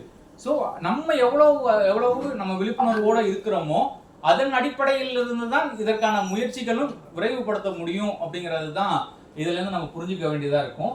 சேஷாதிரி, நீங்கள் பதில் சொல்லுங்கள். கேள்வி வந்து என்ன அப்படின்னாக்க, உலகளாவிய ஒரு கூட்டமைப்பு வைத்து இந்த மாதிரியான எத்திக்கல் கைட்லைன்ஸுக்காகவும் data transparency, AI machine learning data டிரான்ஸ்பரன்சியை பற்றி இது பண்ணுறதுக்கு கவர்னன்ஸ்க்கு, டேட்டா கவர்னன்ஸ்க்கு ஒரு அமைப்பு உருவாகி இருக்கா, உருவாக்க சாத்தியம் இருக்கா அப்படிங்கிறது தான் அந்த கேள்வி. ஆக்சுவலி இருக்கு. இப்போ பார்த்தீங்கன்னா வந்து ரெஸ்பான்சிபிலிட்டி இன்ஸ்டியூட்னு வந்து ஒரு மெம்பர் ட்ரிவன் நான் ப்ராஃபிட் ஆர்கனைசேஷன் ஒன்று இருக்கு. அல்காரிதம் வாட்ச்னு ஒன்று இருக்கு. அல்காரிதம் வாட்ச் வந்து யூரோப்புக்கு மட்டுமே, யூரோப் பேஸ்டு நான் ப்ராஃபிட். அப்புறம் ஆல்டெக் ஹியூமன் ஒன்று இருக்கு. அப்புறம் சென்டர் ஃபார் ஏஐ சேஃப்டி இருக்கு. இப்போ நார்வேக்கு பார்த்தீங்கன்னா நோரான் ஒன்று இருக்கு, நார்வீஜன் ஆர்டிஃபிஷியல் இன்டெலிஜென்ஸ் ரிசர்ச் கன்சோர்டியம் அப்படின்னு. இந்த மாதிரி பல ஆப்ஷன்ஸ் இருக்கு. இப்போ நீங்கள் பார்த்தீங்கன்னா இந்த ரெஸ்பான்சிபிலிட்டி இன்ஸ்டியூட்ல வந்து HCL, காக்னிசன்ட் எல்லாம் கூட கொஞ்சம் நிறைய கான்ட்ரிபியூட் பண்றாங்க ரெஸ்பான்சிபிலிட்டி இன்ஸ்டியூட்ல. ஸோ இந்த மாதிரி வந்து நிறைய தனியார் அமைப்புகள் அல்லது இப்போ நம்ம திராவிட கழகம் மாதிரியான ஒரு மெம்பர்ஷிப் ட்ரிவன் ஆர் டிஃப்ரெண்ட் அமைப்புகள் வந்து நிறைய இருக்கு. ஆனா அதெல்லாம் வந்து இந்தியாவில் ரொம்ப கம்மியா இருக்கு. யூரோப்ல அதிகமா இருக்கு. ஏன்னா யூரோப்போட EUவோட ஒட்டுமொத்த குறிக்கோளே என்னன்னு பார்த்தீங்கன்னா சேஃப் அண்ட் ரெஸ்பான்சிபிலிட்டி டிரான்ஸ்பரண்ட் அப்படின்ற ஒரு கான்செப்ட்ல தான் இருக்காங்க. இப்போ யூஎஸ்ல பார்த்தீங்கன்னா அந்த கான்செப்டோட வந்து ஃபாஸ்ட்டாக டெலிவர் பண்ணணும், நமக்கு இன்னோவேஷன் மட்டும்தான் முக்கியம், நமக்கு வந்து சேஃப்டியோ ரெஸ்பான்சிபிலிட்டியோ எத்திக்கலோ தேவையில்லை அப்படின்னு அவங்க நினைக்கிறாங்க. ஆனால் யூரோப்பில் வந்து நீங்கள் எவ்வளோ ஸ்லோவாக பண்ணாலும் பரவாயில்ல, ரெஸ்பான்சிபிளாக பண்ணுங்கிறது யூரோப்போட விஷயமா இருக்குது. ஸோ இந்த ரெண்டுமே வந்து ரெண்டு எக்ஸ்ட்ரீம். இந்தியாவில் பார்த்தீங்கன்னா இது எதுவுமே இல்லைன்றது தான் உண்மை. இந்தியாவில் எப்படி இருக்குன்னா நம்ம சுற்றி ஏஐ நிறைய இடத்துல அப்ளிகேபிள் ஆகுது, அப்ளை பண்ணிட்டு இருக்கோம். ஆனால் அது நமக்கே தெரியுது. ஏன்னா நம்ம ஏரியாவில் நாமளே வந்து அது எல்லாத்துக்கும் நம்மளே ஃபிக்ஸ் பண்ணிட்டு இருக்கோம். ஒரு CCTV கேமரா இருக்குது சொன்னேன் இல்லையா, ஆனால் அது ஒரு எக்ஸாம்பிள். அந்த மாதிரி உங்களோட CCTV கேமரா உங்கள் வீட்டில் மென்ஷன் பண்ணுறீங்க. CCTV கேமராவில் வந்து குழந்தைகளுக்கு வந்து டிடெக்ட் பண்ணி உங்களுக்கு மெசேஜ் அனுப்புறது. அதுக்கப்புறம் வந்து திருடன் யாராவது வந்தாங்கன்னா, ஹால் வந்தாங்கன்னா வந்து மெசேஜ் அனுப்புறது, அலாரம் அடிக்கிறது, இது எல்லாமே ஏஐ பேஸ்டில் தான் அப்லோட் ஆகுது. அதோட எல்லாத்துக்கும் நீங்களே வந்து டேட்டா வந்து கொடுத்துட்டு இருக்கீங்க. இதுதான் உண்மை. ஆனால் அந்த டேட்டா எங்கே போய் ஸ்டோர் ஆகுது, என்ன ஆகுது நம்ம எங்கே படிச்சு பார்க்குறோம் அப்படி இல்லை. அதை படித்து பார்த்துட்டு அந்த டேட்டாவை எங்கெல்லாம் யூஸ் பண்ணுறாங்க அப்படின்னு தெரியும்போது தான் நமக்கு இன்னும் கிளாரிஃபைடான அமைப்பு வரும். தமிழ்நாட்டை பொறுத்த வரைக்கும் ஏஐ வாட்ச்டாகவோ இல்லை ஒரு ஏஐ ரெஸ்பான்சிபிலிட்டி சொல்யூஷன்ஸோ இது வரைக்கும் இல்லைன்றது தான் உண்மை. பட் அதை நம்ம வந்து ஏற்படுத்த முடியும். இப்போ ஃபார் எக்ஸாம்பிள் வந்து டிராஃபிக் வயலேஷன்ஸ்ல இருந்தே வந்து கூட்டமைப்பா சேர்ந்து நீங்க இந்த டேட்டாவை எங்க சேர்த்துக்கிட்டீங்க, என்ன மாடல் யூஸ் பண்றீங்க அப்படின்னு கேட்டீங்கன்னா நிறைய விஷயங்கள் வந்து வெளியே நிறைய விஷயங்கள் வந்து வெளியே வரும். நம்மளே ஒரு குழுவா கிரியேட் பண்ணி இப்போ டிராஃபிக் வயலேஷன்ல என்னென்ன பிரச்சனைகள் இருக்கு, இந்த மாடல் வந்து ஏன் தவறா போகக்கூடாது, தவறான தலான் வந்திருக்கணும், இப்படி பல்வேறு கேள்விகளை கேட்க ஆரம்பிச்சுன்னா பல்வேறு விதமான பதில்கள் நமக்கு கிடைக்கும். அதை வச்சு அந்த சிஸ்டத்தை நம்மளால வந்து ரெஸ்பான்சிபிளா மாற்ற முடியும். இதுல வந்து ஜேர்னலிஸ்டுகளுடைய இதழியலாளர்களுடைய பங்கு வந்து ரொம்ப அதிகமா இருக்கு. ஏன்னா அவங்களும் இதுல பார்ட் ஆஃப் சிஸ்டத்துல இந்த விஷயங்களை கேள்வி கேட்க வேண்டிய இடத்துல அவங்க இருக்கிறதுனால அதுவும் வந்து மிக தேவையான ஒன்றா மாறி இருக்கு. வேற யாராவது கொஸ்டின்ஸ் இருந்துச்சுன்னா சொல்லுங்க. வினோத் ஆறுமுகம் பதிலாக நான் கூட பதில் சொல்றேன். இல்லைன்னா நானே சொல்றேன்.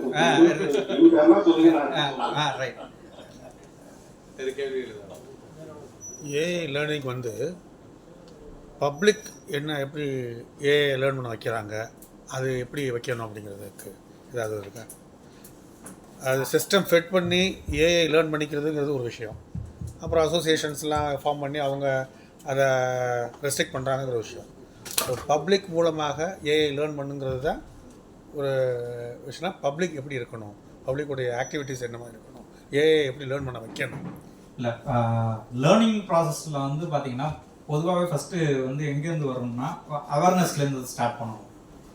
முதல்ல ஒரு தொழில்நுட்பம்னா இதுக்கு முன்னாடி எப்படி இந்த மென்பொருள் இயங்கியல் எப்படி இருந்துச்சு அப்படிங்கிறது பார்த்தீங்கன்னா ஃபஸ்ட்டு ஒரு சாஃப்ட்வேர் வரும். சாஃப்ட்வேருக்கான மேனுவல் இருக்கும். அந்த மேனுவலை வச்சுக்கிட்டு ஒரு ப்ராக்டிஸ் இருக்கும். அந்த ப்ராக்டிஸ்க்கு அப்புறம் பப்ளிக் ரிலீஸ் வரும். இப்படி தான் இருந்துச்சு. இதுக்கு முன்னாடியும் வந்து இந்த ஆர்டிஃபிஷியல் இன்டெலிஜென்ஸ் டூல்ஸ் வந்து நீண்ட காலமாக இருக்குது. வெவ்வேறு பேர்களில் இயங்கிட்டு இருக்குது. ஆனால் ஒரு சின்ன எக்ஸாம்பிள் சொன்னோம் அப்படின்னா, ஏசி எத்தனை பேர் யூஸ் பண்றோம்? இங்க இந்த ரூம்ல எத்தனை பேர் ஏசி யூஸ் பண்றீங்க? எல்லாருமே ஏசி யூஸ் பண்றீங்க. ஏசில வந்து இந்த 16, 18, 20 அப்படின்னு டெம்பரேச்சர் வைப்பீங்க. அந்த ரூம் டெம்பரேச்சர் அந்த டெம்பரேச்சர் மேட்ச் ஆயிடுச்சுன்னா என்ன ஆகும்? கம்ப்ரஸர் ஷட் டவுன் ஆகுமா? கம்ப்ரஸர் ஷட் டவுன் ஆகி அந்த ஃபேன் மட்டும் கம்ப்ரஸர் வந்து ஆஃப் ஆயிடும். இன்னைக்கு அதையே வந்து ஏஐ பவர்ட் ஏசின்னு எழுதிட்டு இருக்காங்க. நம்மளை சுத்தி ஏஐன்றது ஒன்றும் இல்லை, ஒரு சின்ன இன்ஸ்ட்ரக்ஷன். அதாவது என்ன, இஃப்னு ஒரு கண்டிஷன் இருக்கு கம்ப்யூட்டர் அந்த இதுல, ரொம்ப simple condition. If room temperature is equal to AC temperature shut down the compressor அப்படின்னு எழுதிருக்காங்கன்னு வச்சுக்கோங்க. ஒரு விதி. அந்த விதி கூட வந்து ஒரு ஏஐ பேஸ் தான். நம்மளை சுத்தி சின்ன சின்ன மோட்டார் ஓட்டுறதுல இருந்து எல்லாமே வந்து எந்திரத்தோட இன்ஸ்ட்ரக்ஷன்ஸ் எல்லாமே நம்ம சுத்தி பலகாலமா இருந்திருக்கு. ஆனா அதுல எல்லாருமே இப்ப ஏஐன்னு போட்டு விற்க ஆரம்பிச்சாங்க. அந்த பிரச்சனையும் இருக்கு. நம்ம பலகாலமா பார்த்துருப்பீங்க நீங்க உங்களை சுத்தி. ஆனா அது வந்து ஏஐன்னு வந்து இப்ப விற்க ஆரம்பிச்சிட்டாங்க. ஒண்ணு. ரெண்டாவது, பப்ளிக்கு நீங்க வந்து நிறைய எப்படி நடந்துக்கணும், பப்ளிக் வந்து எப்படி இது பண்ணணும் அப்படின்னு கேட்கும்போது, பப்ளிக் உங்களுக்கே தெரியாம நீங்க ஒரு மால் போறீங்க அப்படின்னா உங்களுக்கே தெரியாம இப்போ அந்த மால்ல இருந்து ஷாப் லிஃப்ட் பண்றது எல்லாத்தையுமே வந்து சிசிடிவி கேமரால இருந்து எல்லாம் ரெக்கார்ட் பண்ணிட்டு இருக்காங்க. அந்த டேட்டாவை வச்சு அந்த டேட்டாவை வந்து அந்த ஆட்கள் என்ன பண்ணுவாங்க அப்படின்னா, இது நார்மல் பிஹேவியர், இது அப்நார்மல் பிஹேவியர் அப்படின்னு அந்த அப்நார்மல் பிஹேவியரை சுட்டி காட்டுறத வந்து லேபிளிங் அப்படிங்குவாங்க. அந்த லேபிளிங் பண்ணிட்டாங்க அப்படின்னா ஒரு தடவை, அடுத்த தடவை யாராவது ஒருத்தர் அதை செய்ய முற்பட்டா ஆட்டோமேட்டிக்காக சிஸ்டம் அலர்ட் ஆகி உங்களுக்கு அலாரம் அடிக்க ஆரம்பிக்கும். இந்த மாதிரியான கட்டத்துல உங்களை சுத்தி எந்தெந்த இடத்துல வந்து ஏஐ யூஸ் பண்றாங்கன்றத விட நீங்க எங்கெல்லாம் வந்து வாட்ச் பண்ணப்படுறீங்க அப்படின்றத யோசிங்க. அங்க எல்லாமே ஏஐ வரப்போகுது, அங்க எல்லாமே ஏஐ எக்ஸிஸ்டிங்கா இருக்கு அப்படின்னு இருக்கும். நீங்க எங்கெல்லாம் உங்களை வாட்ச் பண்றாங்க அப்படின்னு நினைக்கிறீங்க, ஒரு ரோட்ல, கடைகள்ல, பல்வேறு பேங்குகள்ல, வேற வேற இடத்துல, ஏன் உங்களுடைய ப்ரௌசர்ஸ் அண்ட் ஏகப்பட்ட இடத்துல எங்க போனாலும் பல இடங்கள்ல வந்து இது நடந்துட்டு தான் இருக்கு. அதே மாதிரி லேர்னிங் ப்ராசஸ் வந்து பார்த்தீங்கன்னா இப்போ வந்து ஏஐ பொறுத்த வரைக்கும் எல்லா பெருநிறுவனங்களும் வந்து அவங்க வந்து ஃப்ரீயாக தான் கொடுக்குறாங்க. ஏன்னா அது கன்சியூம் பண்ணும்பொழுது தான் அவங்களோட பிஸ்னஸ் அப்படிங்கிறதுனால அவங்க வந்து இயல்பாக எல்லாத்தையுமே வந்து ஃப்ரீயாக தான் கொடுக்குறாங்க. அதுதான் இதுலேருந்து புரிஞ்சுக்க வேண்டியது.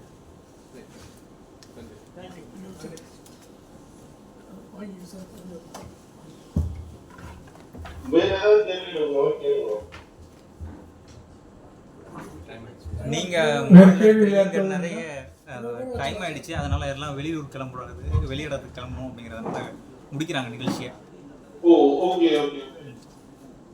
ஒரு நன்றி மட்டும் பார்ப்போம்ல. நன்றி உரை. இந்த முதல்ல நான் சொல்லியிருக்கு நன்றி.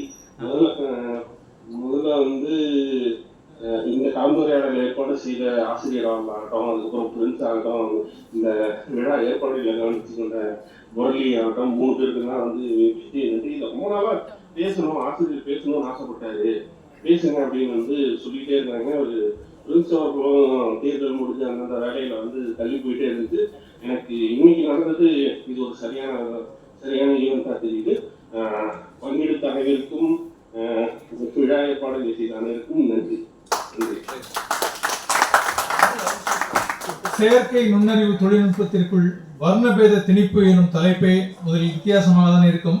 ஆனால் இந்த கூட்டத்தை நாம் அனைவரும் இருந்து கேட்டு முடித்த பின்னர் எவ்வளவு பெரிய ஆபத்தான சூழ்நிலைகள் பிற்காலத்தில் வரவிருக்கிறது, அதற்கு முன்னேற்பாடாக நாம் எவ்வாறு தயார் செய்து கொள்ள வேண்டும் என்பதை பற்றியெல்லாம் ஆராய்ச்சியாளர் பேராசிரியர் சேஷாத்ரி அவர்கள், சைபர் சமூக ஆர்வலர் வினோத் ஆர்வம் அவர்களும் விளக்கமாக கூறினார்கள். அவர்களுக்கு நன்றி.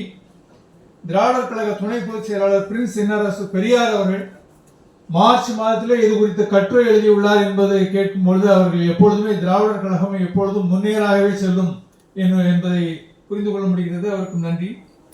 தலைமை தாங்கி சிறப்பித்த முனைவர் சுவாமிநாதன் தேவதாஸ் அவர்களுக்கு நன்றி. வரவேற்புரை வழங்கிய முனைவர் தாகு திவாகரன் அவர்களுக்கு நன்றி. மூதறிஞர் குழுவின் நிர்வாகிகள், செயற்குழு உறுப்பினர்கள் ஆகியோருக்கு நன்றி. வந்திருக்கும் பெரியோர்கள், தாய்மார்கள் அனைவருக்கும் நன்றி தெரிவித்துக் கொள்கிறேன். இந்த ஒலி அமைப்பு ஏற்பாடு செய்தவர்கள் அனைவருக்கும் நன்றி. வணக்கம்.